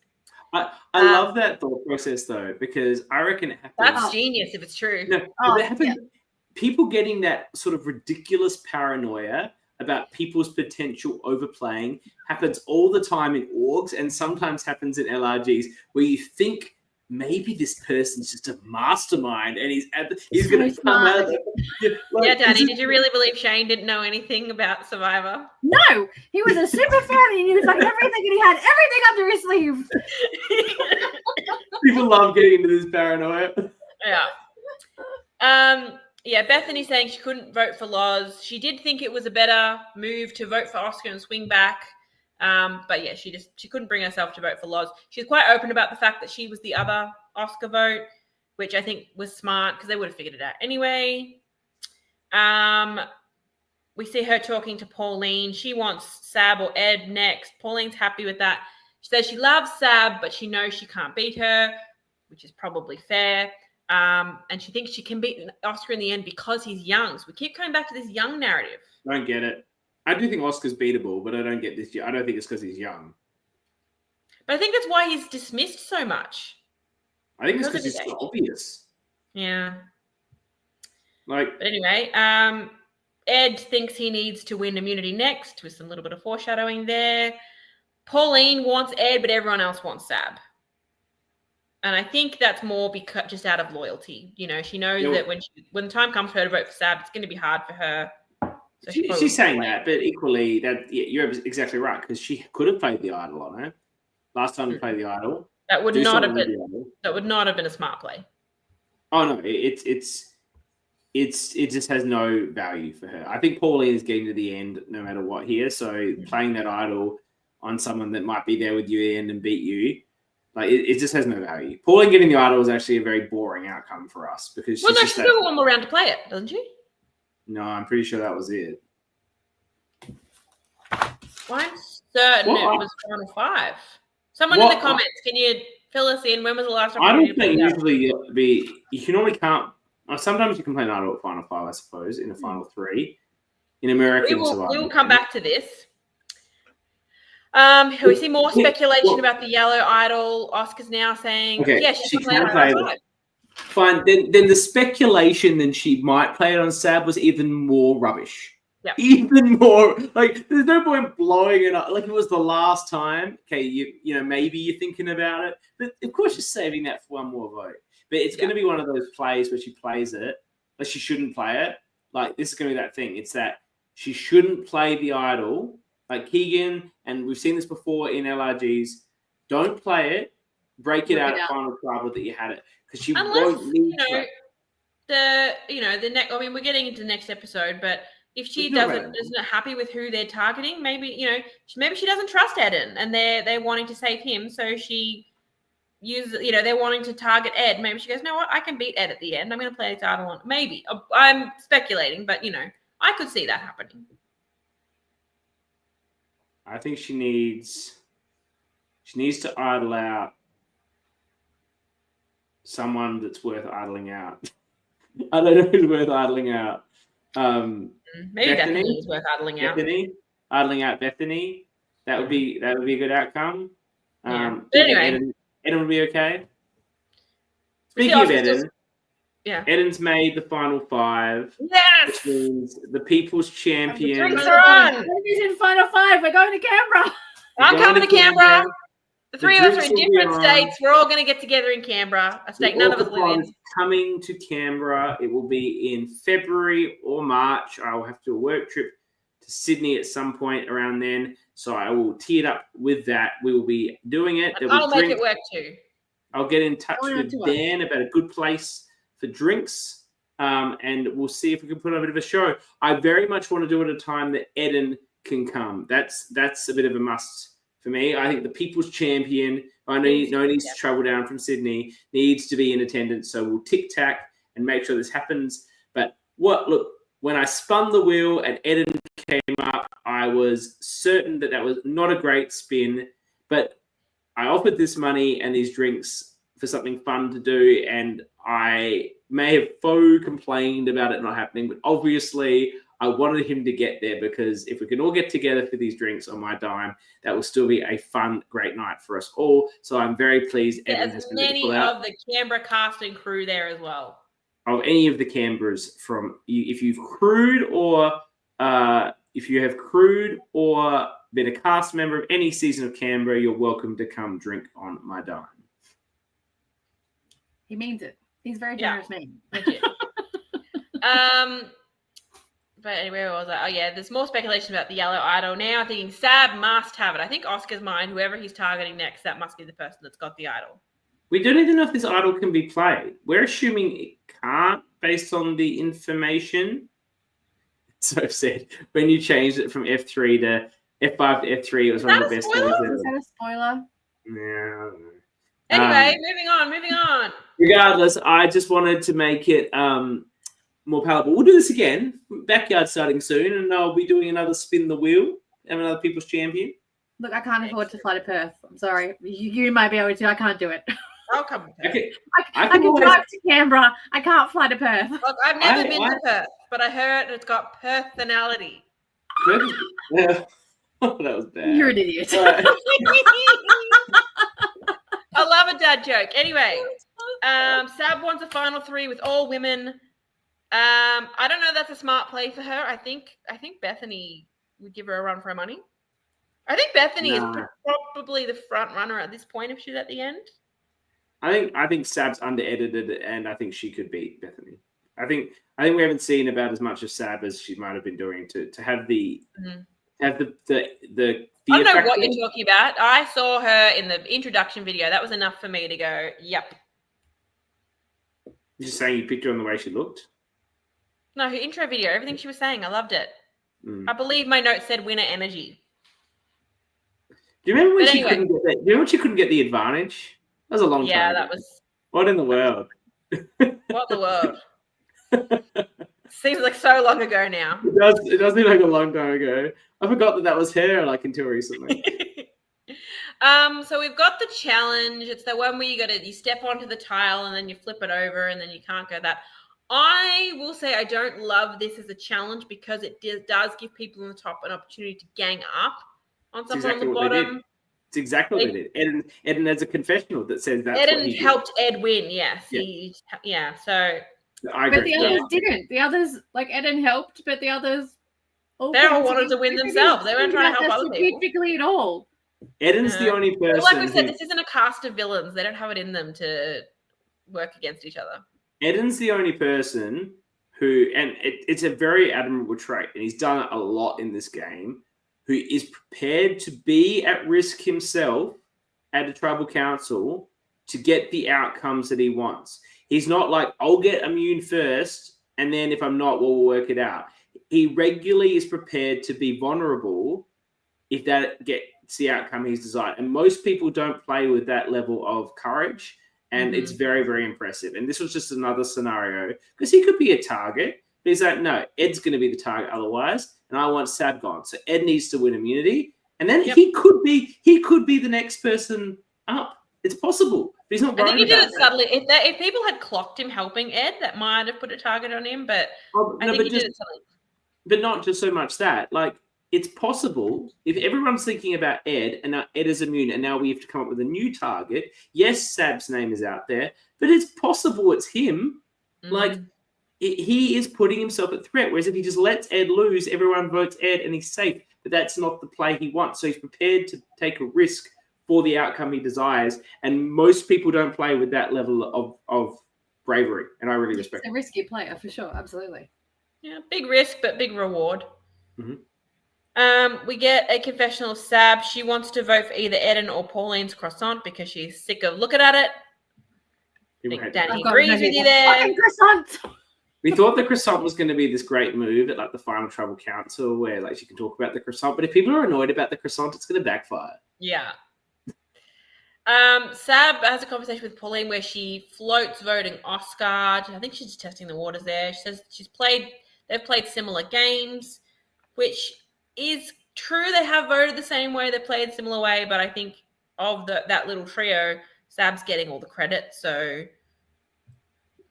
but anyway, the writing's already on the wall for Sab at this point. Can we talk about this?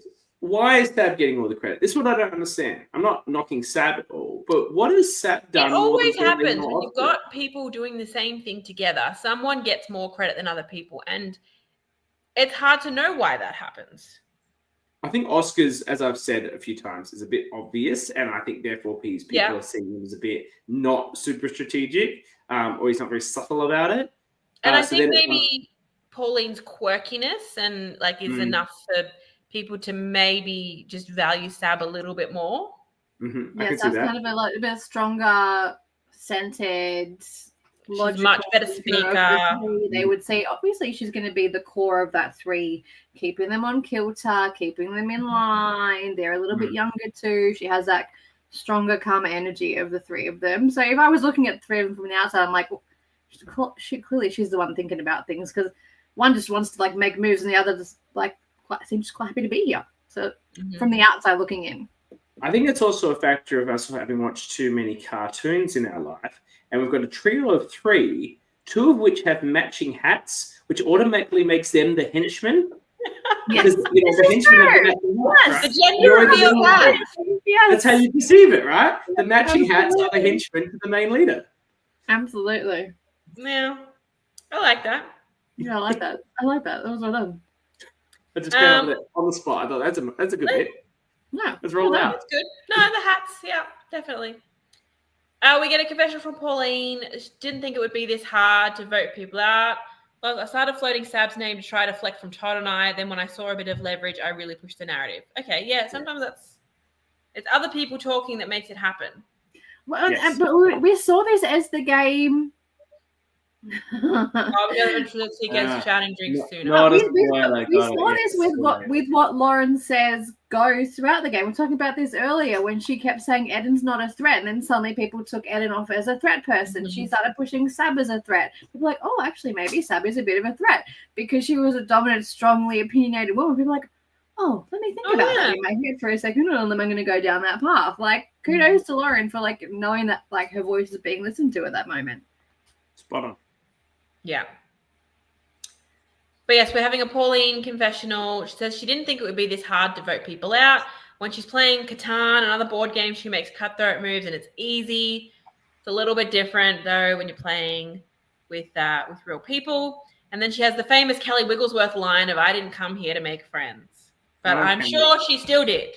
No one comes to these LRGs to make friends. But and yet we do. All you do is make friends. How lovely. It's a lovely community. When one person wins, everyone else makes friends. But no one comes to make friends. I can tell you that. I don't think anyone comes to make friends. That's always the unintended outcome.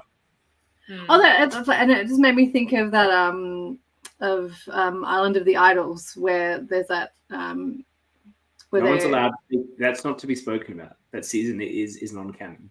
Well, the conversation between Rob and Sandra, where they're at trial council, someone goes, "It's so hard to vote people out," and look at each other and we're like, "It's kind of hard to vote people out." They're like, "No," and I fucking love that because I can compartmentalize quite well. So like I'm like, yeah, I can understand the difficulty, but I'm like, I'm here for a game. This is not the outside. I mean, I literally voted my girlfriend out of an org. Like it was not hard. I have no issue about it. Let's just fucking orgs do it. and LRG. Orgs are different. It's impersonal a bit. I would vote her out of an LRG too. I never got to vote anyone out of an LRG, so I don't even know. I never even got to vote someone out of an LRG, so I never know what it's like to. I voted you out of Drunk Fire, and it was no issue at all. Yes, because you were threatened by my relationship with Max. And everybody should be threatened by your relationship with Max. That's everybody should be threatened by that. I really don't have much more notes on this episode. I've literally written the scramble is kind of boring. It's fairly obvious Sab is going. You know, like we talked about, Pauline is talking about maybe playing her idol on Sab, but we're all very aware that that's production being like, so is there another thing that might happen here? I have a question. Yes. Is Eden more of a threat than Oscar? I just wrote that down. So we're talking about the Eden and Oscar of it all. Is Eden more of a threat than Oscar? I would vote for Eden before I'd vote for Oscar. Who do we think has? Okay, we'll do this now quickly. Going to the finale. Who do we think has the best chance of being in the final three? I think Oscar, Pauline. I think that final three that they made of Eden, Oscar, Pauline probably is the final three unless an immunity screws it up. I think Bethany is out of the final five. Bethany is the biggest threat. And I do think that she will probably go 4th or 5th. Yeah. And then I think Ed, I reckon she's probably 5th. And then Ed is 4th. Unless Ed wins. Unless Ed wins immunity and then it goes the other way. Yeah. If Ed wins, and if Ed wins both immunities, then Ed goes out. Yes. Because Oscar and Pauline are going together. I would lock Oscar and Pauline to the final. Yeah. I can't see with those 5 it being a sensible move to take either of them out. Imagine if Ed's there and then we all have one person at a final trouble. So that'd be cool. You'd love that because then you win because you get more points, even if you get 3rd place. Are we getting an extra point for every jury vote? Yes. Yeah. Come on, Pauline, bring out of his vote. I would also like Pauline to final trouble, I think. If they are the final 3, can we please have, I know it's the past and nothing can change, but can we please have Pauline on one side and Oscar on the other with someone in the middle, whoever that is, and for them to be wearing their hats, please? Yes. That would be very ideal. I love it. But yeah, we get a 5-1 vote. It's pretty obvious. But in a final way, she talked about we weren't coasting, we were playing the cards we were dealt, which I love that sentiment because as I was saying before, yes, Lauren had to play harder in the pre-merge, but luck is a factor in Survivor, like it or not. Oh, look, that was just. I know she said in the confessional because she was angry, and she said it to people because it was strategic. I know we had her before, could ask her, but I don't think Loz views the game. Loz knows the game. They played the circumstances they were given. What else were they supposed to fucking do? To her credit, she got in Pauline's head in this episode. Mm-hmm. Because all the stuff she was like, I'm just really worried now about the jury perspective. It's the first time we've heard Pauline really talk about the jury based off Lauren being like, they won't respect this, la la la. Well, I mean, she's already called herself a bit of a goat. We saw that. But it's like the first time we see her go, oh, actually, maybe the jury, because on the back of the blurting at Tribal Council. Before we bring in Sab, we've got to just do our admin on this score tally we keep talking about. I'll just bring it up. I'll do the numbers. I think we did call when you first did the draft when I wasn't here. You did say my team was very much top heavy, and that has proved accurate. Okay, so first we have Lauren going, and she's worth 11 because she was 9th, and there were 2 votes that weren't for her. 11. That's supposed to be red. Damn it. 11. So that gives Dani. Is that 16? So she's at 27. She's at 27. And then we also have going out Sab, who also is worth 11. Yeah. She only had 1 vote not for her. Yeah, so there you go. I'm winning. I'm still on 30. I'm at 35. I can barely read what you've written, but I'm at 35. I'm winning. The fact that Dani has 2 people left is irrelevant. Hang on. For the people at home, we're going to make this bigger. 35. This is high-tech shit I'm using here. Yeah. See, I'm winning. There we go. So come on, Pauline, bring it home for me. Well, who do you have left? I have Pauline left. That's it. Oh, Dani has 2 people. There's basically no way she can't win this. Look, I need Pauline to win unanimously. And then I think Dani's next, her last 2 need to go 4th and 5th in unanimous votes as well. I think even Oscar's in the final Tribal Council, darling. I'm so sorry, but Oscar is absolutely. I'm 8 points away. I can still win this. I think even Ed winning unanimously is not going to get me through. No, I think you're done. I'm very sad. Okay, well, we're going to have to pay for this dinner now as well. Amazing. What a great outcome this show's been. All right. So we've all got to get together in Canberra, and then we've all got to get together somewhere for the 3 of us to have dinner when we live in different states. I don't know how it's going to work. That's going to have to be Sydney. You're just going to have to, I'll come to Sydney. I don't care. Okay, so we covered that. We covered the admin. We have 1 more interview to go before we get to our finale coverage next week. We do need to do the Brommy for this episode. Got something you want to call out? Ed. All right, sure. Sounds good. I want to do a little Drummer Award worthy. He won immunity. He got a little montage about himself. Sexy shot of sunscreen. Yeah. We're gonna because he's constantly putting on sunscreen. It's like all he does. It's good to be sun smart, I guess. That weekend, all right. We like sun smart. Slip, slop, slap, slide, seek, whatever the. No, not the one that. No, we don't like that. Not the one that means put on sunglasses. That one can go. No, that one can go. We don't like slide. Get rid of slide. We're gonna bring in Sab and stay tuned. I know it's late, or you listen to this, it's long. I'll talk a little bit about at the end what we're intending to do for the finale week coverage. So stay tuned for that. But in the meantime, she's been waiting patiently in the soundproof booth. It's not actually soundproof. It's a Simpsons reference. Just commenting. Yeah, it's the Simpsons reference, and it's a good one. The absolute star, obviously the biggest threat of all time, according to everyone. She just had to go. Pick. What in the world? Here she is, Sab. Welcome. And there we go. Hi, what in the world? Oh my nice to see you all. Fabulous. Thank you. Nice hair. Stunning. Also, I'm just very excited to say that this is an exclusive for us because we get to you before the other podcast. We get you first. It's like That's right. After the episode, so I'm very excited to get you fresh and virginal of it. Oh, I love it too. So happy to be here. Thank you all. Loz is excited to see you. She's got a little queen. Love Loz. So when I message people to get them on the program, I sort of have to figure out who they are sometimes by way of last names and things like that. And normally, this year I was smart. I got the list from Dan in advance. But still, with someone like Lauren, who doesn't use, I think, her surname, probably due to her job, it can be a bit hard to just work out who they are sometimes. So I went into her Facebook profile and I saw a lovely picture of her and you, like, together on some hill somewhere. And it appears like you're saying lovely things, that you and her have become besties post-show. That's the vibe I got. Absolutely, CK. Yeah, Loz and I are great friends now. That photo is probably from the Canberra Amazing Race that Dan put on. So we teamed up and we were team frenemies. So yeah, that's from there. That was a fun day. But yeah, so yeah, Loz and I, good friends now, frenemies on the show, which is great too. Excellent. Loz says Sam has the greatest hair I've ever seen in real life. This whole episode has been about hair. Maybe I should like a dramatic hair review as well. Like, you know. Yeah, I mean, look at those locks. Changed like 4 weeks ago, but this is the first time you've seen it, so you know. Your blonde hair, yes. Stunning. I chopped mine off. Have you? See, it's a hair day. We love it.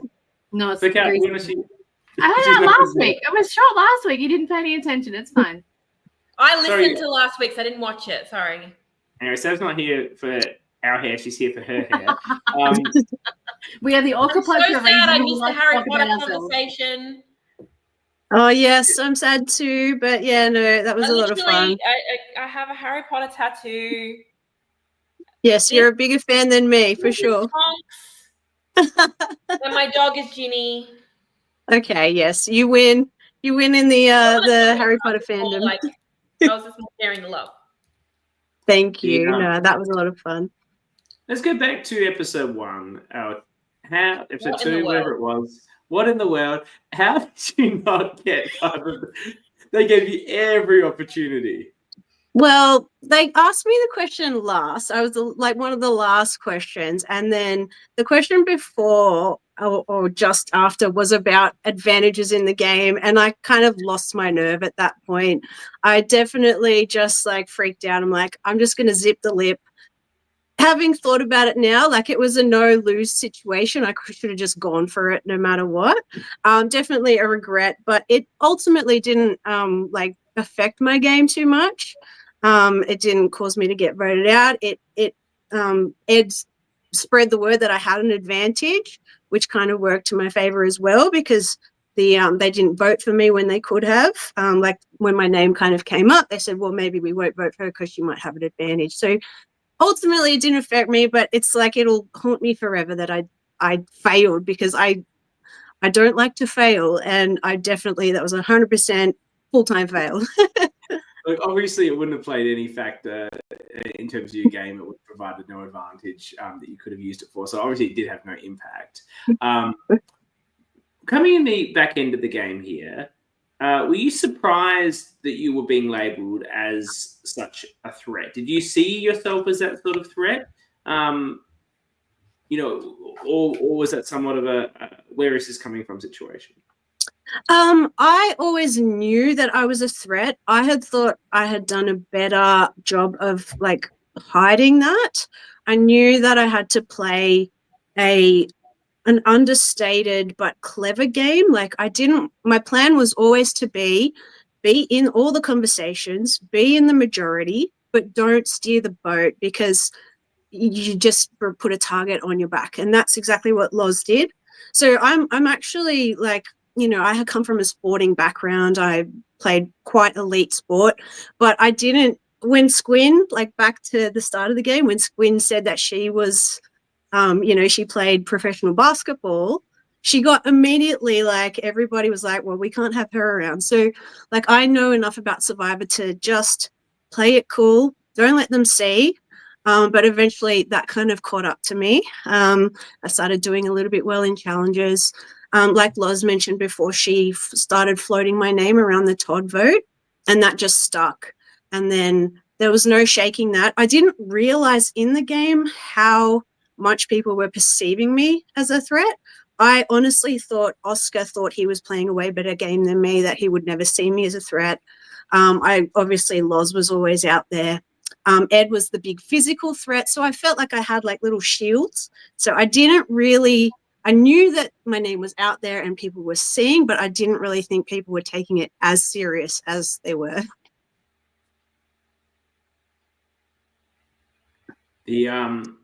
What was your plan to get to the end from where you were if you hadn't been voted out? Who were you looking to go with your three, with your two henchmen, or were you thinking there was a more dynamic play? Your two gender reveals? Well, yes, this is unpopular, but I hated their hats. I'm sorry, Pauline and Oscar. I didn't like looking at them the whole time. And I just could not believe that they both had the same hat. Anyway, that aside, I love them as people, didn't like the hats, and they know that. But I thought I was quite golden with them. I thought, like I mentioned before, I thought that Oscar thought that he had it over me. And I didn't. I truly underestimated Pauline a little bit and thought that she was always going to be with me. So the whole time I was aiming to go with those two to the final three.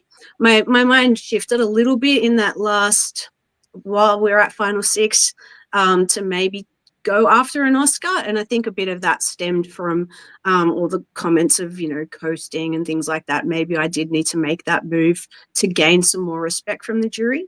But yeah, ultimately I was pretty loyal and wanting to stick with those two. If Loz had come about trying to put together some sort of threat, shield alliance with an Ed, and I don't know, Bethany or Ed and maybe yourself, do you think that's something you would have considered flipping to? Or do you think that, like, no, I've got my henchmen and I can take them to the end and win. I've just got to get there. Well, to be honest, so just after the Todd vote, I went and approached Loz, and Loz doesn't remember this, just to kind of extend the olive branch, kind of say, look, no hard feelings. I know you guys voted for me, but like Loz completely shut it down really quickly. So I knew from that moment Loz was not going to work with me. And so then I started wanting to really target her, and that's what happened at that final 7 vote. I'm not saying that was completely my move. Everyone was on the Loz train, but I would have been open to working with anybody. I think it's like you have to be a little bit fluid in this game. I'm a very loyal person by nature, but I'm also a super competitive person. And if I can see a route that's better for me, yes, Dani. If I can see a route that's better, I would go for it. But I really honestly thought at that time I was better off sticking with Oscar and Pauline. It's hard in those moments too, because it's kind of the better the devil you know. Especially when you're that deep, like trying to then suddenly branch out to players you haven't worked with at all at that point, and you've been fighting against each other up to that point, to suddenly be like, well, let's align and then let's figure out how to work this together. It's so hard to do it because it happens so quickly. You're like, I've had another 3-4 hours to maybe work on this person and develop, something maybe, but it's only like the space of an hour at this point. You got to turn it around. So yeah, that's really hard to do for both sides. Absolutely, yeah. So it was a bit of a pickle, but yeah, look, always open, but I think I was more on the side of sticking with my alliance. Yeah. The better the devil you know, perfect analogy. We saw you have that close bond with Oscar and Pauline. Was that as a result of the swap, or were they who you were close with before the swap? Well, to be honest, before the swap, I felt like I was closer to Lauren. Like, that might be surprising. It wasn't really shown on screen, but Lauren and I felt we had a bit of a bond, like a connection over our pets and things like that. And Pauline and Andrew were actually a little bit on the outs after that first vote with Amy. So we had that loose 5. And then we had Pauline and Andrew left. But I definitely made sure that I still stayed connected to both of those players even before the swap. And I think that worked into my advantage, where Oscar and I were able to really galvanize that 4. But I think a lot of that came from me just talking to them as well, even though they were on the outs at the beginning of the game. But I definitely think it was a circumstance alliance that happened. Yeah. at the swap, we talked a lot on this show about whether you should have taken out Oscar and saved Aiden and Squin at some point. We talked to Andrew about that. Do you ever think that maybe that would have been a beneficial move? When we were talking about it, we didn't know that the three of you would get to the final 6. So I don't actually think it's as important as we thought it was at the time. And I don't know if it would have made a difference to where you are now. But was it something that you thought about during the game as an option that maybe you should have considered, perhaps early in merge? It wasn't an option for me. My main goal was to keep the 4 together, and that was quite difficult. I think someone mentioned it in this podcast just now, that there was about a 3-episode string where both Andrew and Oscar were gunning for each other, and I felt like I was the person saying, let's just cool our jets and stick together. Like, this is the smartest play for us, is to stick together. We don't want Squin getting anywhere near like a merge or anything. Yeah. And the Squin vote was a very difficult one for me. She's such a great person. And she was really great and lovely out there. But I knew that was probably my best. To be honest, Aiden would have been better to go than Squin for me. But for our alliance and keeping it together, I feel like keeping Aiden was a better option.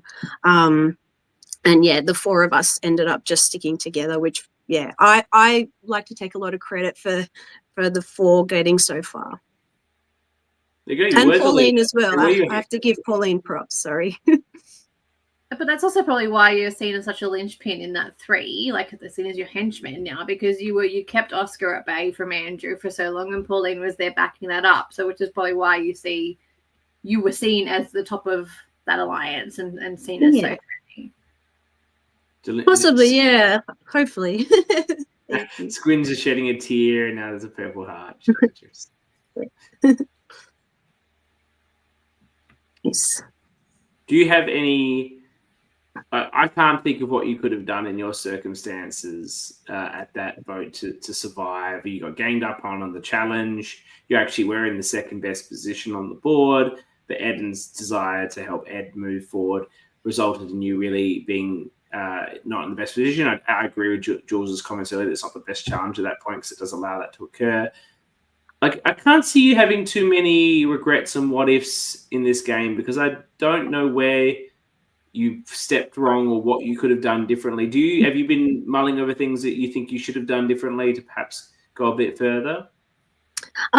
Yeah, you always do. Like, there's always the what ifs, but if you try to play out the what ifs, you don't ever know how they're going to play out. So firstly, Eden was genius in throwing that challenge to make Ed win. Like, that killed me when I saw that. I was like, oh, damn you, because I feel like I would have won that. And I remember thinking, geez, Eden and Bethany suck at this challenge. Like, what are they doing?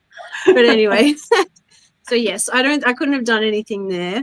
Like, maybe the one move that I could have done to stake more claim came at that when Oscar split the groups into 5, and something that I could have done had it all relied on John, and the vote previous to that, John was chaos. So I didn't really want to work with him. But a move that I could have done, and this is something I've thought about after the fact, is gone to Todd and said, Oscar is gunning for you. Why don't we link up with John? Because I knew John and Todd had a bit of a relationship. And then we could vote out Oscar at this point. It's a big move for us. And then we could link up with Ed, because I knew Ed, John, and Todd were quite close together. I mean, that's the only thing to shift the whole game. But in terms of how it played out, I really don't have any regrets. I think it went the way it went, and I stuck with my main strategy from the beginning. So I was fairly happy. And I'm in good company.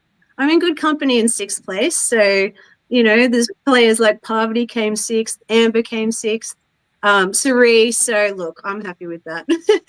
It's a place where threats go. It's a place where threats go. 7 through 5, the big players, they go. What matters is you came 6th in Canberra Survivor. And I don't know if anyone knows this, but Canberra Survivor has like a wiki that I believe Eden updates, and it's really fun fucking good in terms of like the one it was Ash. information. I can't think who it was in season 2. Mel for actually season 2. Oh, Yeah, well, so there you go. Ash You're in is great Mel. company there. Yeah, absolutely. The killer women. Did you know that's Ash off the top of your head? Yes. Pardon? That's pretty good. I never did this breakdown. I mean, that mind over there is I know that. all things Survivor. It's ridiculous. Yeah, you're amazing. So you are in great company with Canberra Survivor there, absolutely. Also, I'll say it again because I mentioned it. If anyone has not seen, I'm sure everyone who's on the season has gone to see it, but anyone who's not seen Eden's work on this Canberra Survivor wiki, it's pretty fucking fantastic.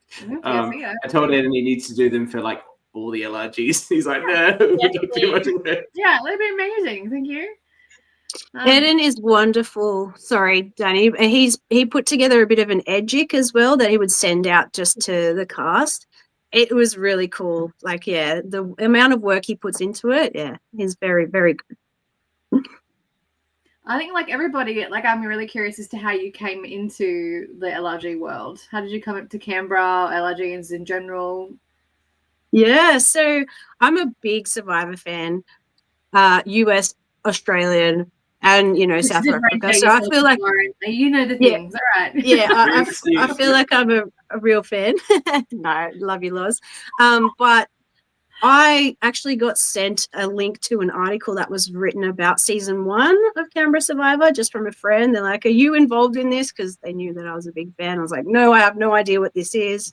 I had no idea about LRGs, ORGs, would any of these games existed?" And I was like, oh my gosh, I want to be a part of it. And then, ended up applying for season 3. Just put a little app in. I didn't do a video or anything. But just had my interview and ended up getting on, which was, And you obviously went into the interview and complimented and looked like it was something you wanted to do, and not just dismissed the whole affair during the interview. You didn't tell them cute and how nice it is that they did this sort of thing. Yeah, I definitely played the man. I played the man in my interview and got on. So always worth to play the interviewer in your interview. That's absolutely golden advice for anyone who's being cast on these things. Absolutely. And I just lost my train of thought. Continue. Your any final questions? I just want to say in general, like this cast has been so strong. So I think the fact that you made it all the way to 6 is even more of a testament to you because of how many great players there were and how many great players you had to vote out to get there. So I just want to give you some flowers because I think you did a great job. Thank you, Jules.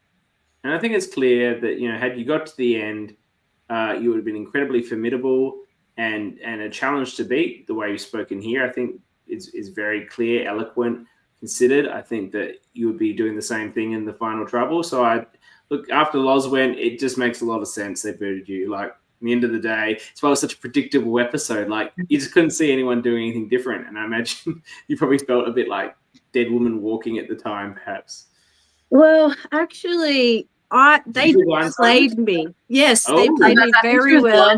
Yeah. I have to give them props and credit. Like they all made me feel pretty comfortable. I had an inkling at Tribal is the first time I got like my spidey senses went off, but during that whole segment, I had no idea that I was going to be that majority, the 5-1 vote. Like I didn't know that was coming. You had your wall 3, so I think theory had at least half. That's what I was thinking. I was thinking, there's no way they're going to ditch me now. Like, that's what happens. Obviously, spoiling how you behave as a juror. Surely you must have felt a little bit miffed to be snowed like that. When I guess there's a chance that you have an advantage, but from Pauline's perspective, she knows that you don't have anything. She's got the idol. Like this isn't an advantage. This isn't Canberra season 2 where everyone has an advantage. This is limited advantage. This is gone the other way where there's one idol in play at a time. Yeah. Did you feel a bit miffed that they felt the need to snow you after you spent so long together when we don't have shot in the darks or anything like that? Like why snow you like that? Yeah, look, that's a good point. I honestly hadn't thought about that aspect of it previously to you just saying it. I'm going to be hearing words poorly. Yeah, no, I don't. Yeah, there wasn't any reason to do that, but I think that's like Survivor 101, though. When you're trying to take out a threat, there could be a chance. There's always a chance for an advantage of some sort. So I think that's probably why they did what they did.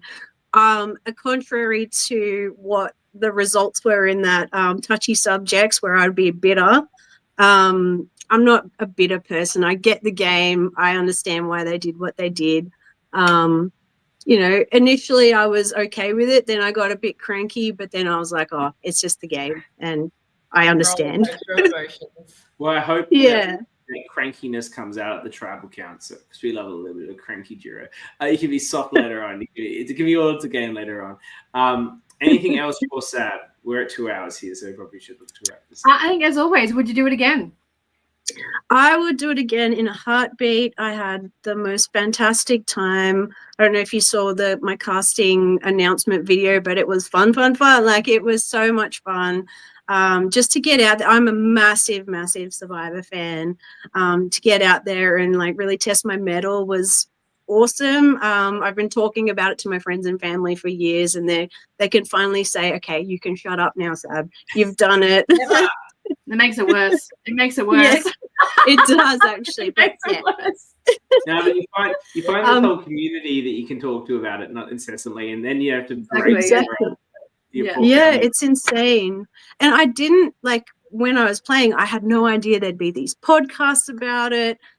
People talking about something that I did out in the bush 2 years ago. Like, it's insane, and it's such a great community, and Dan's fantastic to have brought everybody together. So yes, Dan, if you're listening, 100% I would play again. It was just a blast, and I think I left some stuff out there, so looking forward to maybe getting another opportunity maybe one day. You're calling out today. I do believe that Dan one day will do an all-star season, so you're putting your pitch there through to be on that one day. So before we wrap up, you can hang around if you want to dance at the end. Todd was very keen to dance. I didn't realize that was a thing that people had gotten into, but Todd was like, I want to dance. Okay. So what we'll be doing next week, I'm not exactly sure when and where we'll be doing this coverage, but we have now an ORCA tradition with what we do with our coverage in terms of how we were running the rank down, and it can be a bit difficult in the finale week with potentially 5 people to interview and how to manage that the best way. So 5-hour podcast, guys. Pardon? 5 hour? No. At one point, we'll have probably Wednesday, we'll have our usual deep dive coverage about everything that happened in the finale with myself, Dani, and Jules. We won't have any guests. Then I will do a deep dive one-on-one with the winner, and the other 4 people will do a tea party with Annabelle.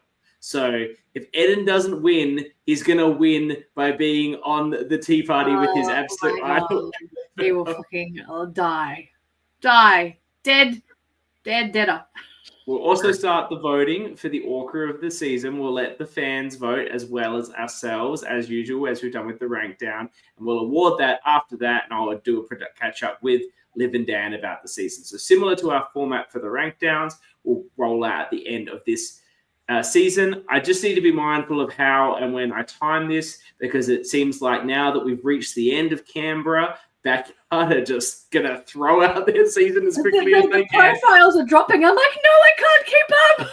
Even though I'm like, guys, you're just going to start this? You're running this like through Christmas? And they're like, we want to get it out. And I'm like, Jesus Christ, you could have waited till January. But we'll make it work. We want to finish off Canberra proper, and we will then be jumping into our coverage of Backyard Season 5. Very exciting. Sab, have you watched any seasons other than your own? No, I'm a complete narcissist. No, I have watched. Bring her on. There we go. Yeah, bring her on for Melbourne Fall. Yes. I have watched the 2 seasons of Canberra Survivor prior to mine. I've watched your season, CK. I've watched Dani's. Jules, I will watch yours when it comes out. About it. We need coverage, because I can't do it. Dani can't do it. There you go. Hit me up. I've watched Backyard. All of Backyard? No, I've watched one season. I think it was the season 4, maybe, the one where they had the Redemption Island. Yeah. The only one I haven't watched. Amazing. It was really good. Watch it. When did you watch all of these? I watched season 1 when I heard about it through my friend who sent me the article. And then I watched season 2 because I'd met a lot of the cast, obviously, through playing season 3. And then I watched season 4 because Matty Ching was on that one, and I met him through and yeah, I've just become a fan, and seeing people that I know play is pretty cool. So yeah. So when the podcast started, you watched Dani and I's season, is that? Mara and John played in Playing with Fire. Yeah, John played in that one as well. Yeah, no, I watched your season just because it was the next Melbourne one that was coming out after I had learnt about all this. So so you watched my season a while ago. Yeah. Oh wow, very cool. Yeah, I'm a fan. I tell you. That's awesome. Thank you. It's not actually that common for the people that have played to watch that much of the different LRGs. I hadn't until we started doing the countdown. Yeah. Did you know that we were doing this rank down? Were you familiar with that? I was familiar. I haven't watched any of those podcasts. Sorry. I love you, but there's 46 of them, so get onto it. And I would have to watch all the seasons. It would be too much. Slot Canberra 3 in there. I think in my personal ranking, it'll be high. The fans voted.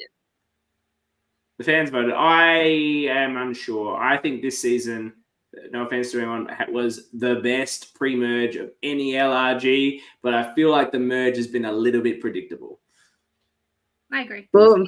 You heard it here first. I'm going to disagree. I actually thought that Loz group with Eden and Bethany were going to run the table. I didn't see Eden and Bethany. Yeah. I agree with that, but every episode is quite clear what's going to happen. Is what I mean. It's a logical season. I think Dan's called it the logical season. Everybody made the logical choice. No one being chaotic. Yeah, and they're doing this thing where like everyone just piles on the votes. Like, it doesn't become this, it's this group versus this group. They're like, oh, that's the target. All right, fine, we'll just pile on that. Like, take them out. Who's the biggest threat? Take them out. It's very, very Brisbane Survivor. Yeah, it's also what the current American Survivor is very much like in 47. Everyone just piles on the next target. 40-several. Season 40-several. 40-several. You are the second fan, you know this. That's very, very good, the several stuff. We love to see it, Sam. Thank you for coming on. Thank you, everybody that stuck around. There's still 4 people watching. Thank you to everyone that stuck around for a 2-hour podcast. Not our longest, but it's pretty long for a 2-episode coverage. Probably all the Queensland people watching because it's a bit early there. Maybe in Perth as well. Thank you very much for sticking around and for sticking around for our entire coverage for this season. We love people that watch live. We love you, Sab. You were watching live from very, very early, maybe the first episode. You were always here. So thank you very much for that. And for everyone else that's in the comments, especially those that weren't contestants on the season, notably Sophie and Aspen. Is still awake in PNG? Come on. We got Squid in Queensland. PNG. They're on this time. They're all the ones that are here. Thank you for sticking around. Thank you to everyone who's watched us, and thank you to everyone who will listen to this after the fact. We know that there are you can't make the time that we do the show, and you watch it after a fact or listen to it. We really appreciate you supporting us and continue to support the LRG community. Obviously, if we don't all support each other, there would be no community. So thank you to everyone. We really appreciate you. Again, thank you, Sab, and to thank you, Lauren, for coming on earlier. We really fantastic to have you both on the show, and we will see you next week for the finale coverage. I will start the song, and you may now dance.